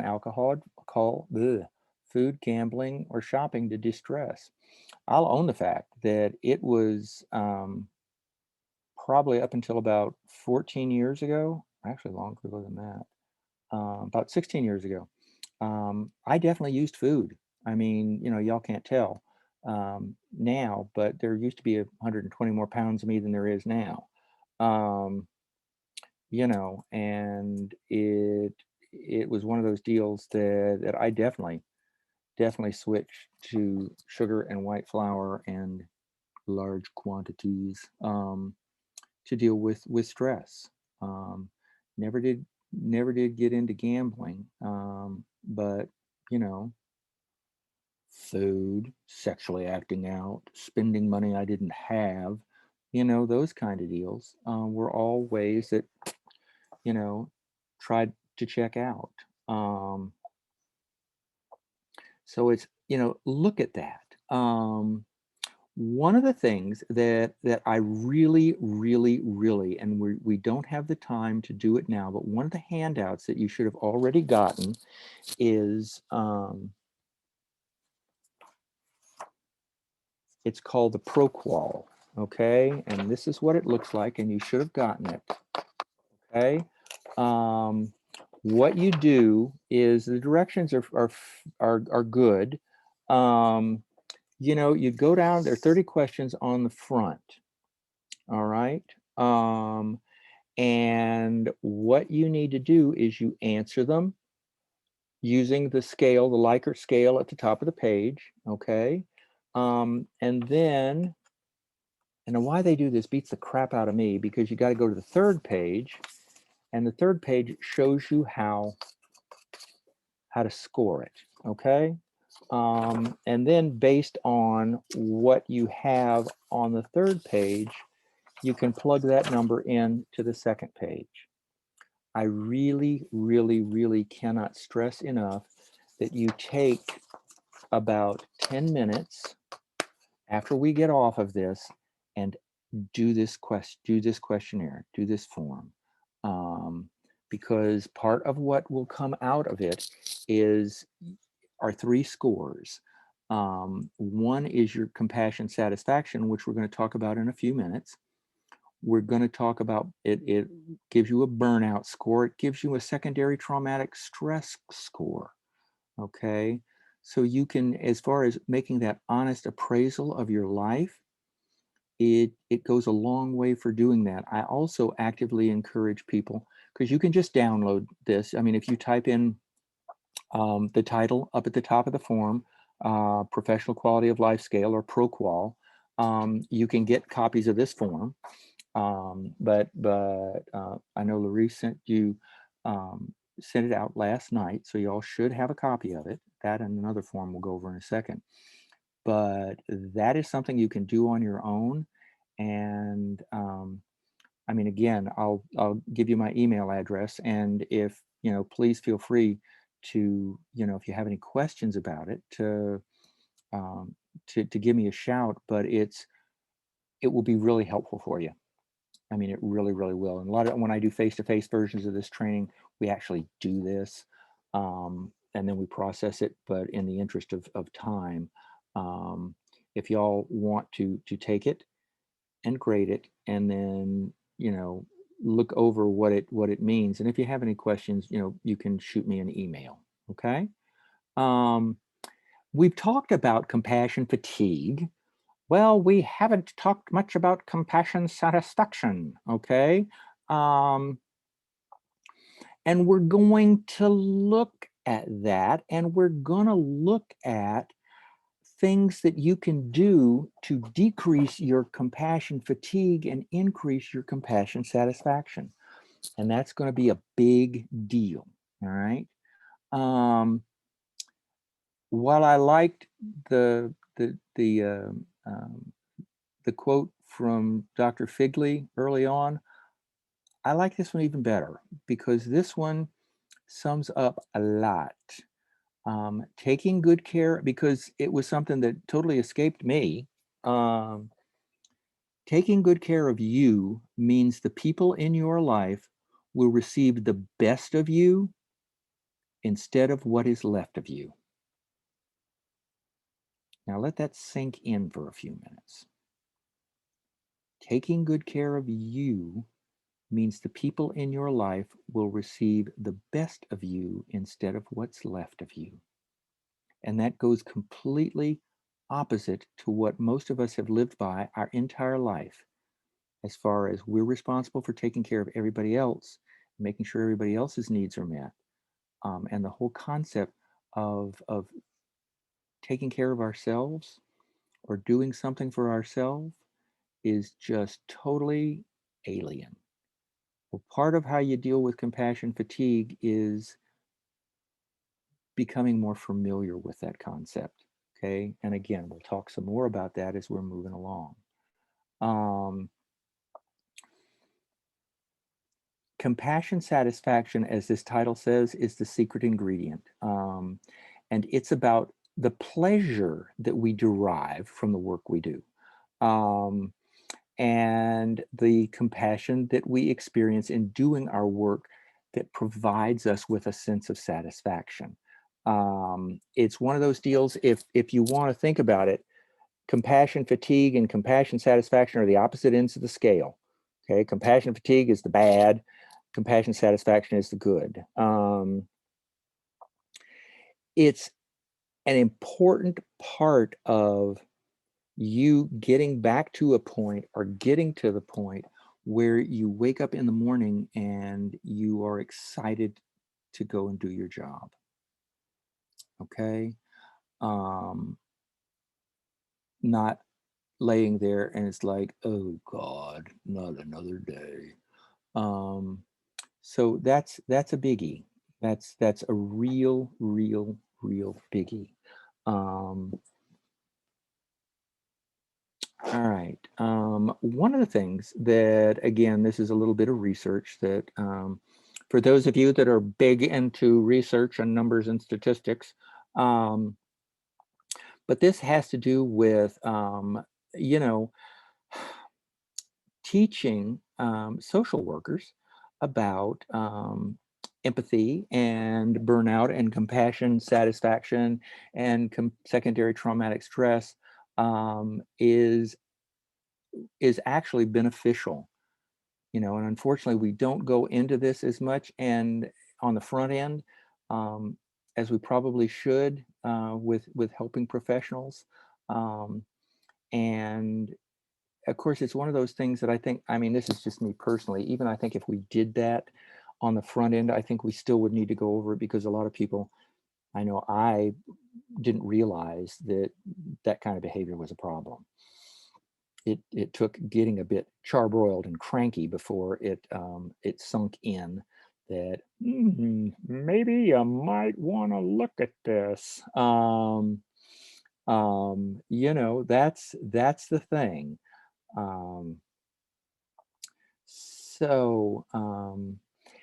And it's something too that's important. And I know, Paolo, I think you mentioned this in the chat box.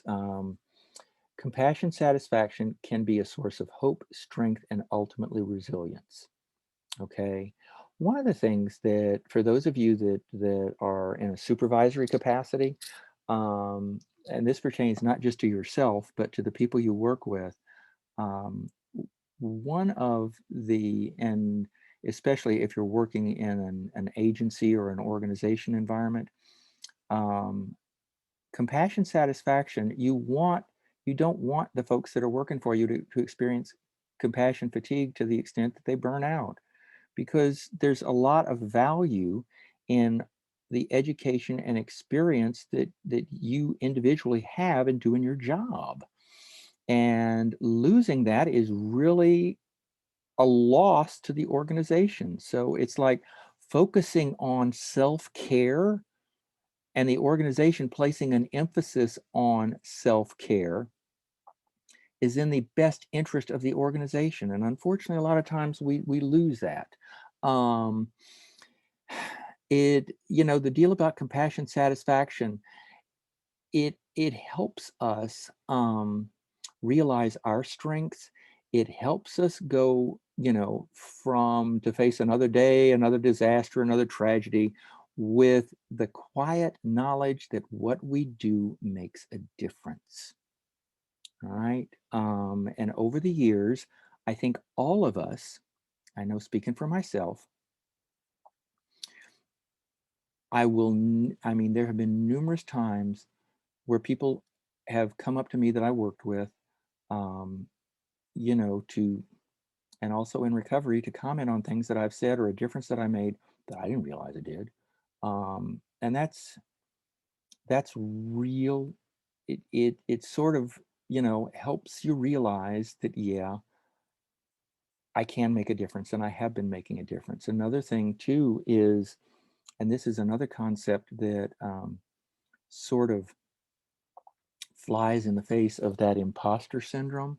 But it's the phrase, even an imperfect vessel can carry water. No, I'm not perfect, but, sometimes, and I imagine you probably got this when you were going through the CARES training, those of you that went through the CARES training, especially from Alan Line, is, the majority of people want somebody just to listen, not to fix. They really don't want you to fix them. They just want to be heard. And we can do that. We can definitely do that. And that's why motivational interviewing is such a wonderful tool for doing that. And the whole issue of not fixing, but helping someone develop the skills to where they can fix the problem themselves. Okay? And it takes a while to do that because our natural inclination is to want to jump in and fix. But stepping back and guiding or providing input is a lot more challenging. It's understand that second bullet, or second bullet from the bottom, getting it that that each encounter that we have, even though we and again, this goes back to that thing that I said I do every morning. Let me do the best job I can and be the best person I can be, and let that be enough. Okay? To realize that even though I might not be able to see it at the time, that what I'm doing is making a difference, I am. And, I'm just going to say this for those of you that are familiar with the 12 steps of recovery.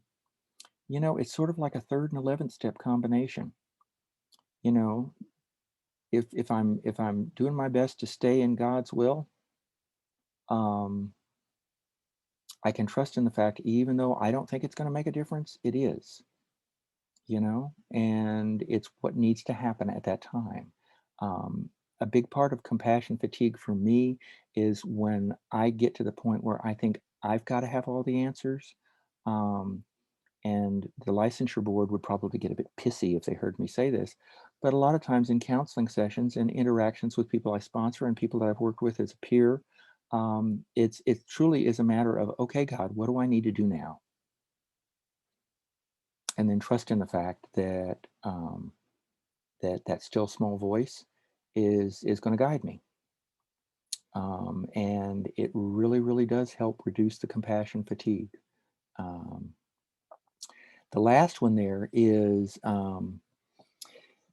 that compassion satisfaction is like a protective factor. That's what keeps the gasoline in our engine. All right. Now, some of you might remember when we saw this early on. And again, the difference as far as how this plays into compassion satisfaction is basically, you know, the exposure to suffering is still going to happen. All right. And one of the things, you are still going to have the concern and you're still going to have the empathic ability. However, there is going to be what we're going to talk about in a few minutes called boundaries. All right. You're going to hopefully learn something in the next not too distant future about detachment. Okay. And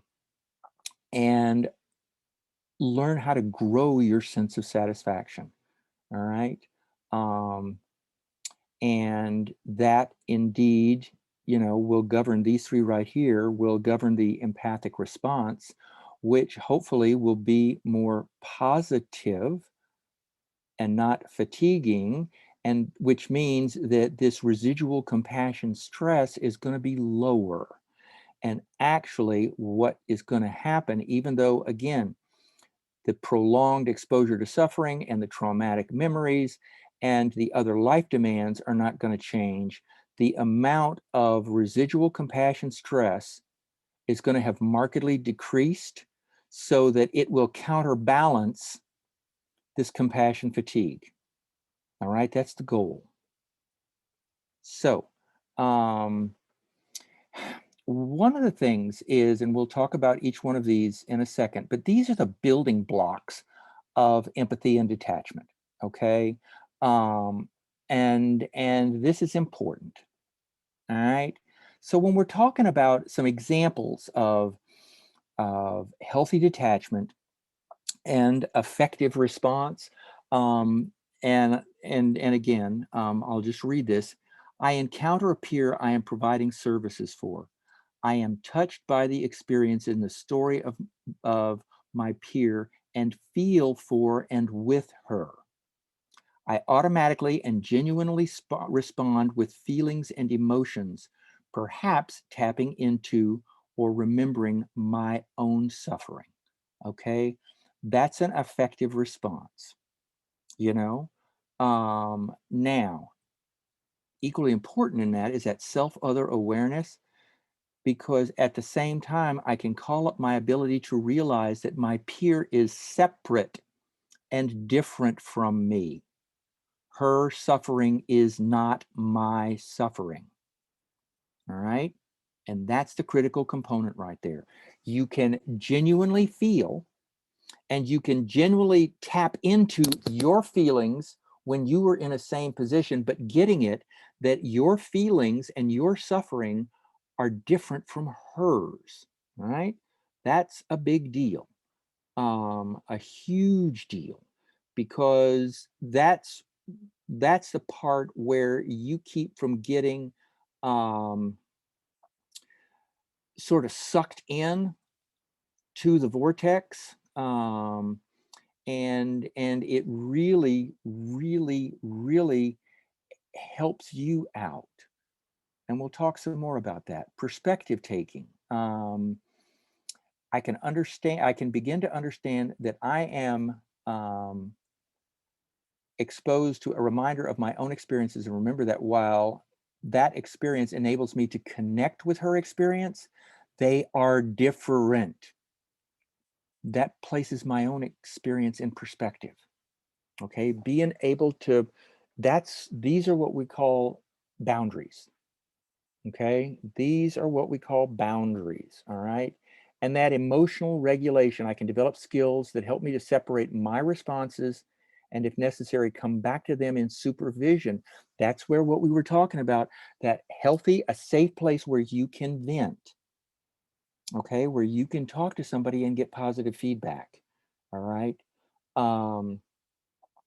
Or with a process done with friends, colleagues, or my own mental health supports.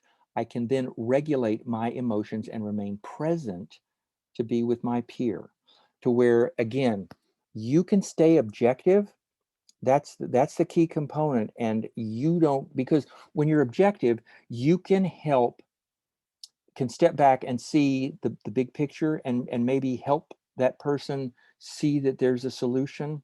Whereas if you're right in mesh with it, you're not going to be able to do that, which is going to lead to more hopelessness and helplessness on your part. Which again, the ability to have those boundaries is going to help you be able to do your job and feel like you're doing your job, as opposed to, just not being. Well, we're not going to do this because the thought of breaking y'all into dyads over Zoom causes my blood to run cold. So what we're going to do is we're going to talk about boundaries and how to implement them. We're going to talk about some myths related to boundaries, and we're going to review why some people are very resistant to setting up boundaries. All right.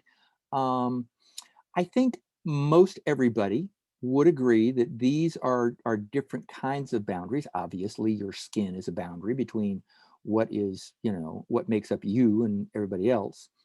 Words are boundaries. Okay. A lot of times words can cross boundaries. I mean, we can use words and we can use terms that other people don't really care for. And that crosses a boundary. And one of the good things is being able to say, I don't really, that word or that phrase just doesn't work for me, using I statements, which hopefully all are familiar with. The truth is sometimes a boundary, all right? Because a lot of times people don't want to hear it. And discovering that, how you say it is very important. Physical space, geographical distance, emotional distance. Ooh, emotional distance. That's a concept that some of us had to learn the hard way. And then these are examples of what boundaries, healthy and unhealthy boundaries, look like. Okay. Being rigid, I had a preceptor when I was doing my internship for my master's, and that man had no books in his office. He had no certificates or anything on the wall, had no pictures, no magazine. The only picture he did have was of his dog. Now, might have been some pathology there, but we just decided not to go there. That was an example of a very, very, very rigid boundary. Okay. A healthy boundary would be an example of a lot of folks. You're like, I know in my office, I mean, I had books, I had certificates, I had pictures, all of that, to where there was an amount of me that people could find out. There was a lot that they couldn't, that, I wasn't real, there was no need for them to know. Then you've got these two in the middle. Notice limited or non-existent.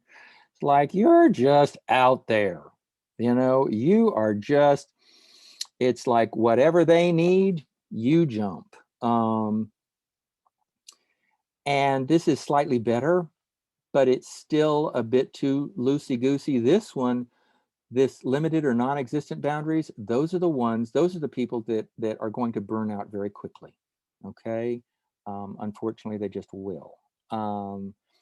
Some myths about boundaries is, and again, if you think back, this looks very familiar to some other things that we talked about, but setting up boundaries are selfish. No, they're not. Boundaries mean, and again, I can't stress this enough. If you don't have boundaries, if you don't take care of you, if you don't do things to nurture your soul, you are not going to be able to be there for anybody else for any extended period of time. You just can't. It is impossible. So it's like we tell people, when I know over here in South Carolina, when we do our peer training, we tell people, and I got a sneaking suspicion that they say the same thing for CARES training, that, you know, you need to do what you need to do to take care of your own recovery, because without your recovery, you are no use at all to the people you're working with. You just can't be. Boundaries are mean. Okay. The deal is that goes back to the fact that anything we do to take care of ourselves is being selfish, and therefore that's mean. Okay.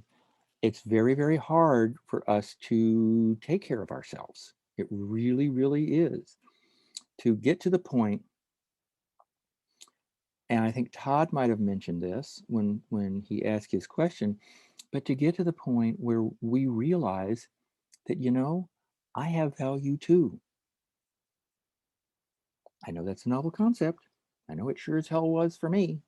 But that's important. You know, I'm worth taking care of. I really am. Also, the whole idea that boundaries are permanent. No, they're not. Boundaries are situational. It depends on the person. It depends on the situation. But they're not permanent, carved in stone. Boundaries will hurt me. Okay. No, taking care of yourself is not hurting you. Taking care of yourself is nurturing you. I will hurt others by setting boundaries. No, you will allow that other person to grow and become self-sufficient and autonomous, which is really a big part of what we do. Our job is to promote autonomy, to promote, that's one of the core ethical values of what we do. It's like to promote autonomy. You know, it's that old deal of, you know, catch a fish and give it to somebody and they'll eat for a day and teach them how to fish, and, you know, they'll sit out at the lake for the rest of their damn life. You know, that's part of it, to where they're not constantly turning to you for the answers. You get to help them learn how to figure out the answers for themselves. All right. Some of the things that happen to people when it's one of those deals. If people are used to you having no boundaries at all, they're going to have a problem when you start implementing boundaries. They'll get over it, but initially it's going to be a bit bumpy, and it's going to require you to be committed to sticking to it. It is going to cause some crankiness. It's going to cause some verbal altercations. What do you mean you want to do? You only did fine. You know, and it's going to cause some angry reactions. Okay. You're going to get so many guilt trips, you'll probably be able to have enough frequent flyer miles to fly to Hawaii and back twice. Okay. That's one of the deals. You know, growing up, my mother was Southern Baptist from East Texas. My father was Irish Catholic from New York City. So it's like, I mean, I got, you know, Catholic guilt trips. I got Baptist guilt trips. I mean, good Lord. And my mother learned from my grandmother, and my grandmother, ooh, Lord, girlfriend was good. Lord, whew, goodness. And again, the choice is yours as to whether you buy into that. I'll give you an example. Years ago, one of the patients, I'll own the fact, I really, really, really like The Wizard of Oz. It's my most favorite movie in the whole wide world. And so one of my patients found one of the brown tone, the sepia tone stills of Judy Garland from the original, you know, movie, and gave it to me, wanted to give it to me for Christmas. Well, on a whole bunch of different levels, that was not okay. And so when she gave it to me, it's like, oh, wow, thank you so much. This is really wonderful, but I can't accept it. Well, what do you mean? Like, we're not allowed to accept presents. It's like, but I won't tell anybody. Well, that doesn't matter. I would know, and we're not supposed to. Well, what am I supposed to do with it? I bought it just for you. It's like, well, I can't tell you what you should do with it. All I can tell you is that I'm not able to accept it. You know, and it's one of those deals that I get that on a routine basis. It's like, well, I baked this cake special for you. What do you mean you can't have just a little? It's like, well, it doesn't look pretty when I eat sugar. All right. Counter moves, figure out different ways of asking the same favor, or come up with different reasons why you should. Thinking about the pain and being reminded, and this fits into the guilt messages, of the pain that you're causing somebody else, well, it'll pass. It's like they'll get over it, or they won't. My experience is, though, they do. All right. You suddenly become the source of all the problems in their life. And what you need to remember is you have the choice of taking that on. You know, you have the choice of buying into that guilt. You have the choice of responding to that angry reaction as opposed to stepping back. I'm sorry you feel that way, but this is an issue of you know, I need to take care of myself. Because again, think about it from the perspective too, by us doing that kind of stuff, we're helping them. We're modeling positive behaviors, okay? One of the last deals too is, you know, a lot of times the folks we work with, they do have important needs. They do, they have real valid needs. And this is where that desire to fix, you know, really just gets overwhelming, and it's like it eats us up. But one of the things I'm going to share with you, and this is important, as you're beginning the process of learning how to take care of yourself, a lot of times it is going to feel god awful uncomfortable when you put up a boundary. It is going to feel miserable. But with each time you do it, it's going to get easier. With each time you do it, it's going to feel less uncomfortable. It feels uncomfortable because it's something new. It's something completely new that you've probably never ever done. And I think most of us, our experience in recovery is doing stuff that we've never done before. Feels uncomfortable. So, you know, the deal is trusting in the fact that it's in our best interest to do it. And it's in our best interest because it'll increase our ability to help people. It really, really will. The internal stuff, and again, you've seen this, that fear of abandonment, loss of love from someone, because again, if we don't do what they want us to do, they're not going to love us. Fear of that anger stuff, fear of being all alone. My God, if I don't do for these people, I'm not gonna have anybody in my life, because that's the only way I have value is by doing stuff for people. Well, that's not true. You know, that is totally not true. I will never forget, I want to say it was around 5 years in recovery when it suddenly clicked in my head.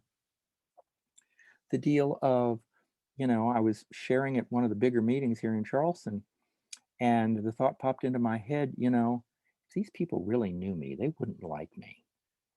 And luckily that was immediately preceded or followed by the idea, but yeah, they do know the real you and they do like you. And you know, this need for approval, it's one of those deals. And I'm not going to do the full graphic of this phrase. However, it's important.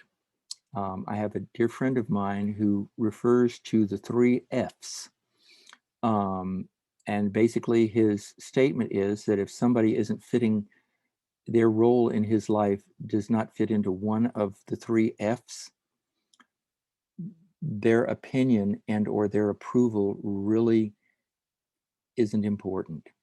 And 2 of the F's are feeding and financing, and you can probably think of what the 3rd one is. And that sort of puts things in perspective for me, at least, because I was one of those people that always wanted everybody to like me. And that was just impossible. I mean, again, I don't know if anybody else can relate to that, but it's like, you know, you just can't get everybody to like you. One of the deals too is over identification with somebody's loss. You know, that's a problem because again, and I think Robin just raised her hand or his hand. I'm not sure. Who? Robin. I don't see it. Was it a reaction? You said Robin? Robin, yeah. Okay. Now I don't see a Robin. Is it Rosalind? It was Robin.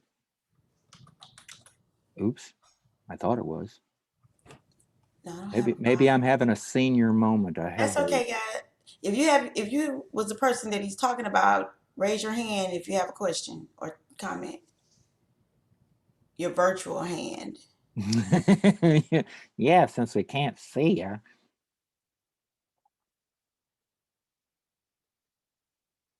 I don't see it.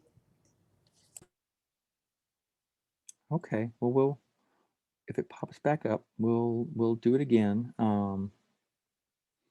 All righty. So, navigating compassion fatigue through self-care. This is the key component here, ladies and gentlemen. What we're going to talk about is the 15 steps to self-care and how to incorporate it into your life. And last but not least, the other handout that you should have already gotten is coming up with a self-care plan. And I'm just going to say this. Coming up with a plan is fine and dandy, and it's good. But I got to tell you, ladies and gentlemen, you got to follow through with it, you know? Putting it down on paper is the first step, but you actually got to do it too.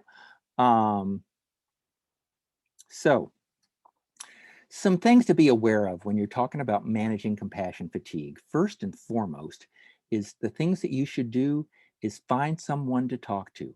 Again, someone who's safe, all right? Another, how are you? Little twerp. Understanding that the pain you feel is normal. It's normal for you to have that feeling because you're a caring human being. And it's important. I mean, you aren't made of stone.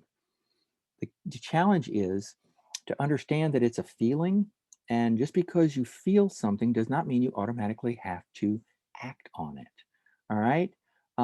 It's important to exercise and eat properly. It's important to get enough sleep. It's important to take time off. All right. That is, I mean, whether you take a vacation or a staycation, just punch out. Develop outside interests. Macrame and hooking rugs are probably just fabulously fun. I wouldn't know. Or knitting. Some folks do knitting. Might want to try that. Cooking, just as long as you don't eat everything you cook. Figuring out what's important to you. And that's one of those novel concepts for folks like us too. It's like, what's really important to me? I had a dear friend of mine who 2 years ago had a heart attack, and he's younger than I am. And we were talking, and one of the things that he shared was that, you know, having a heart attack sort of gets your attention about looking at what is really important in your life. One of which is, you know, rarely do people arrive at death's door and wish they had spent more time working, as opposed to spent more time sharing time and experiencing time with the people that they love and care about. All right. Now the don'ts are very much blame others. You know, you're responsible for your, just like most of us learned, I am responsible for my own recovery. Okay. It doesn't matter. Nobody held a gun to my head and made me pick up that drink after I'd been in recovery for a while. You know, it didn't happen that way. One of the things too is, and I'll explain this, don't get a new job, don't get a divorce, or for God's sake, don't have an affair. All right. Those are avoidant behaviors. The solution is within you. All right. Even if you're in a situation where it's more challenging, like you have people around you that are toxic and have compassion fatigue, learning how to let them be and have their feelings and whatever, and you be, all right? You march to the beat of your own drum, all right? That's challenging, but it's possible. I mean, it is. I mean, especially when you're in an environment where everybody else is charbroiled, you can, some of these suggestions as far as self-care, there's nothing wrong with you bringing it up to your supervisor. You know, as far as these are some things I learned on this really entertaining and amusing webinar I went to on Tuesday, the 25th of May, 2021. And I think you should pay attention to these because you sure as hell aren't.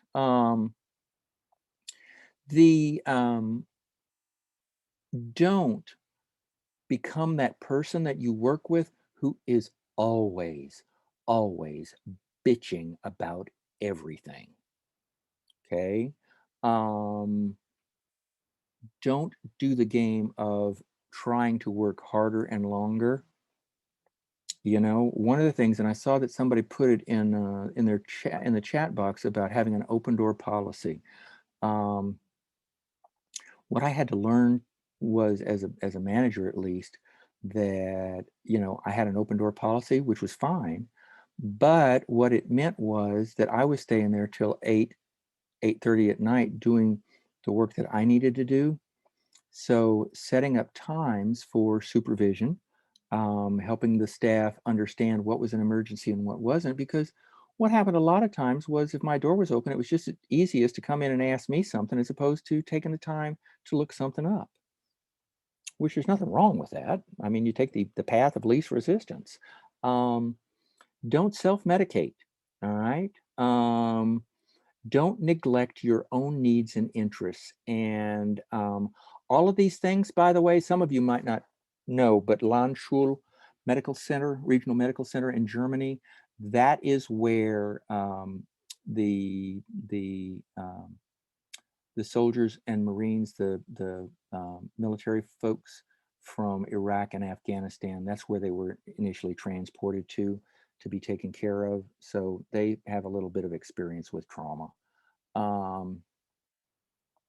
One of the deals too is learning to ask for help. All right. Learning to realize that you don't have to do it all on your own. You don't have to have all the answers. You can ask for help. Many helping professionals who have successfully resolved the symptoms of compassion fatigue credit this reaching out as one of the most important personal and professional moves in their career. Learning to ask for help. Learning, and by that, it's not help doing something, but if you're getting overwhelmed by a situation, talk to somebody about it. Talk to your supervisor about it, as opposed to sitting on it and internalizing it.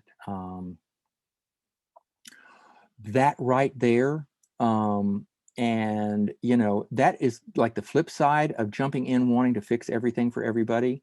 And it's sort of interesting when my partner, he had a serious accident, you know, about 15 years ago. And probably one of the most challenging things for our relationship was he was one of those people who it was virtually impossible for him to ask for help. And of course, the flip side of that was me wanting to jump in and fix everything immediately without even being asked. So, you know, his development was learning how to ask for help, and mine was not jumping in to fix. And it was helpful. I mean, it was challenging, but it was helpful. This last one here, not only do these professionals report a marked reduction in compassion and fatigue symptoms, they also state that they feel more empowered, more energetic, enlivened, with a strong sense of self-worth. That might be hard to understand as far as how your self-worth would be increased, but think about it. Being able to view yourself as somebody who merits being helped, that's a biggie. It's one of those deals that when we talk of this whole concept of self-care from the standpoint of paying attention to your body, your mind, and your spirit, okay, and make sure you are avoiding harm to yourself. That's a biggie. Okay, these 15 boundaries, and we'll look at these in particular in half a second here. You might want to take a step to do something better, something to better manage your workload, okay? You might want to take a step, something to enhance and nourish your inner life, feed your spirit. You might want to take a step to achieve better balance between work and your rest life. You might want to take a step to better recreate energy and interest in your life, okay? Now, what do those things look like? All right, to manage your workload. Now that first one there, and I have a sneaking suspicion that that is probably causing several of you in the audience to twitch. Take something off your place and don't replace it with anything else. Novel concept, I know, but that's a biggie. Delegate at work and at home.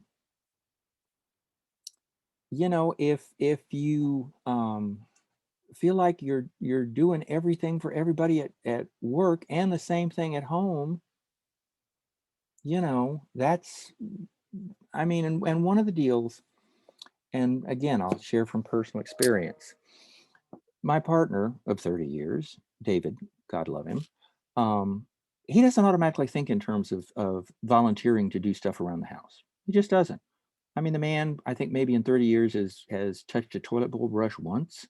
I have to ask. Now he'll do it. I mean, and it's not like, you know, I have to beg and plead or whatever. I just have to ask. And he's fine with it. He'll help. But I have to ask because I learned that if I didn't ask, then I sat there and got madder and madder and madder because he was just sitting on the couch playing games on his damn phone and all. But if I ask, it's like, sure. You know, so it's a matter of not assuming that people will say no, but asking for help. A big deal is to learn, and some of you may have heard this already, learn the phrase, no is a complete sentence. You don't have to justify. You don't have to come up with a badillion excuses. Like, no, thank you. Or learning to say yes. I mean, I don't know about any of y'all, but spontaneity is not one of my strong suits. Spontaneously, somebody calling me, hey, we're going to go out bowling. Want to come? It's like, I haven't planned on it for 2 weeks. I can't do something in the course of 45 minutes. Oh my God. Well, learning to say yes and do it anyway. Okay. Learning how to balance your schedule. A lot of us do all the easy stuff first, and then we got all the hard stuff left, and it's like, oh God, and you go and take a nap. Balance it, switch it out. Seek more and regular supervision. Y'all, as peer support specialists, need supervision. You need supervision more than clinicians do. You really, really do, because you are exposed more to secondary traumatic stress and don't have as many tools as counselors do. Enhancing your inner life, increasing your spiritual or mindfulness practice. Okay, whatever that is. For some folks, it's going for walks in the woods. For some folks, it's going to the beach. For some folks, it's going to the mountains. It's yoga. It might be meditation, whatever works for you to increase your spiritual or mindfulness practices. Increase self-observations and self-awareness. Become more aware of yourself, your thoughts, and your feelings. One of the things, you know, which I think the longer we're each in recovery, you know, we sort of key into the fact that sometimes if our response is a little bit stronger than it should, it's like that something else is going on. Make sure you set aside quiet and undisturbed time each day for yourself, period. 30 minutes, your time. Do whatever the hell you want. But don't, I mean, I'm going to suggest you probably don't want to look during that 30 minutes, look at emails, look at the news feed, see the comments that people have made on Facebook, because I don't know about y'all, but that just pisses me off. Look at what your trauma inputs are. understand those. Also, not getting into this victim victim mentality, I'm sorry. You know, learning about taking care of yourself, you know, enhancing balance, okay? Create transitions rituals. Some of you might remember Mr. Rogers on PBS, and you might remember that when Mr. Rogers got home, he always changed his shoes and he changed his sweaters. That's what we call a transition ritual, all right? Some folks I know in my last job, a lot of times I would leave work and go to a 5:30 meeting, and that was, again, the transition, all right? One of the things that I do here, because I get to work from home, is, you know, at 5:30, I leave the office. And the only place I do work is in the office. I don't do it laying on a bed or whatever. This other thing here is attend education and training outside of your work. Okay, there's something, and they're called great courses, and they're usually fairly cheap. They're audio tapes of stuff, just, you know, religion, histories, all sorts of stuff, and they're not real expensive. And again, you know, you can do it self-paced on your own time. I think I just saw something. I just got something. It's like for $40 or something like that. You got a 15 chapter course, whatever. One of the deals too, get up and move. You know, go for a walk. Get the hell out of, and this is a biggie. If you work in an office setting, don't eat lunch at your desk. Go someplace, you know, else and eat. You know, get away from your desk. Come up with goal-oriented hobbies. You know, one of the things that I started doing, because, you know, we don't see a lot of immediate whatever, I do furniture refinishing. You know, it's something that I can do and I can see a result, you know, and it doesn't require anybody else but me and all, but it's something, you know, again, that there are multiple things you can do. Just have little projects, okay? And this is an example of that ProQual that I was mentioning earlier. And this is what some of those things are that we've already talked about, and how to interpret the scales. And I strongly, strongly, strongly urge that you commit to doing that ProQual at least once a year. All right, you really should. So, anybody have any questions? Let's see. Raise your virtual hands if you can. Okay, there you go. Isidore, unmute yourself. Can you hear me? I can hear you. I just want to say thanks. It's a lot everyone already said, so I don't even want to be redundant. I just want to say thanks for this. Wow. And the thing about it for me is the actual doing. Yeah. You get a lot of information and all that, and then next thing you know, you store it up later, might do it for a day or two. I know for me, this got to be consistent. So it's about the doing part moving forward. So thanks a lot. You're welcome. And one of the things to go easy on yourself, increased awareness is the first step. Okay, it's like any kind of behavioral change. It's a process. It's not an event. All right. So don't automatically, you know, some of these things. One of the things I used to do, HIV testing and risk reduction counseling. Right. And I'd ask somebody, it's like, so what do you think you can do to reduce your risk? Well, I wear condoms all the time. And it's like, and latex had never touched their penis in their entire life. And it's like, okay, let's step back here a little bit. How about, you know, you reported 12 partners that you had sex with in the last 12 months. How about maybe doing, using condoms with 2 of those? Okay. So start doing it a little at a time. And that, as opposed to, you know, it's like one of my stunts used to be physical activity. I'd get a lifetime membership at a gym, go out and buy a new outfit, go one day wear myself out, and then I wouldn't go back. So it's like doing things gradually. But thank you. I appreciate your comment. Anybody else? There you go. Ramona.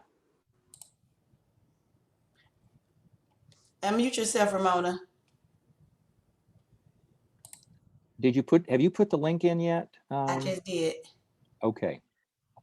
One of the things for everybody is in the chat box is a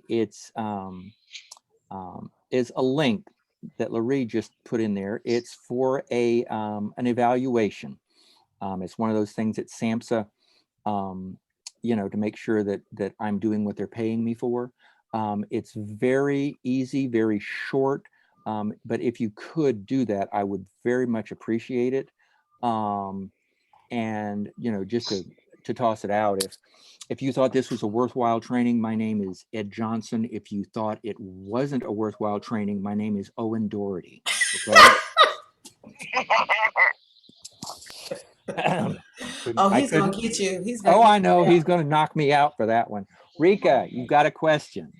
Yes. I just wanted to say that since my recovery has been going on 5 years, I was thinking that something was wrong with me with some of the stuff that you described. So thank you for putting things in perspective for me. I was thinking that life was supposed to just be really grand and all of that now being in recovery, but I realized that some of this stuff that I've been going through is normal. So I just want to say thank you for putting it in perspective and for being able to help me trying to transition and move forward. So thank you so much. You're welcome. Thank you.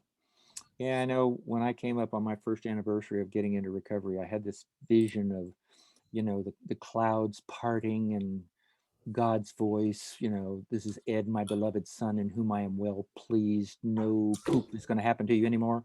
And, in the elephants from the third act of Aida walking down King Street here in Charleston, it didn't happen. Life still happened. But one of the things that was important was having people that could point out to me that what I was feeling and what I was experiencing was normal and all. And that was real helpful, that I wasn't the only person experiencing that. So, well, it looks like, again, there's that, there's the GIPRA link. And I really would like to thank y'all for being here, because y'all have been great. I love doing face-to-face trainings a lot. There we go. Email address. I'm sorry. I'll type that in there.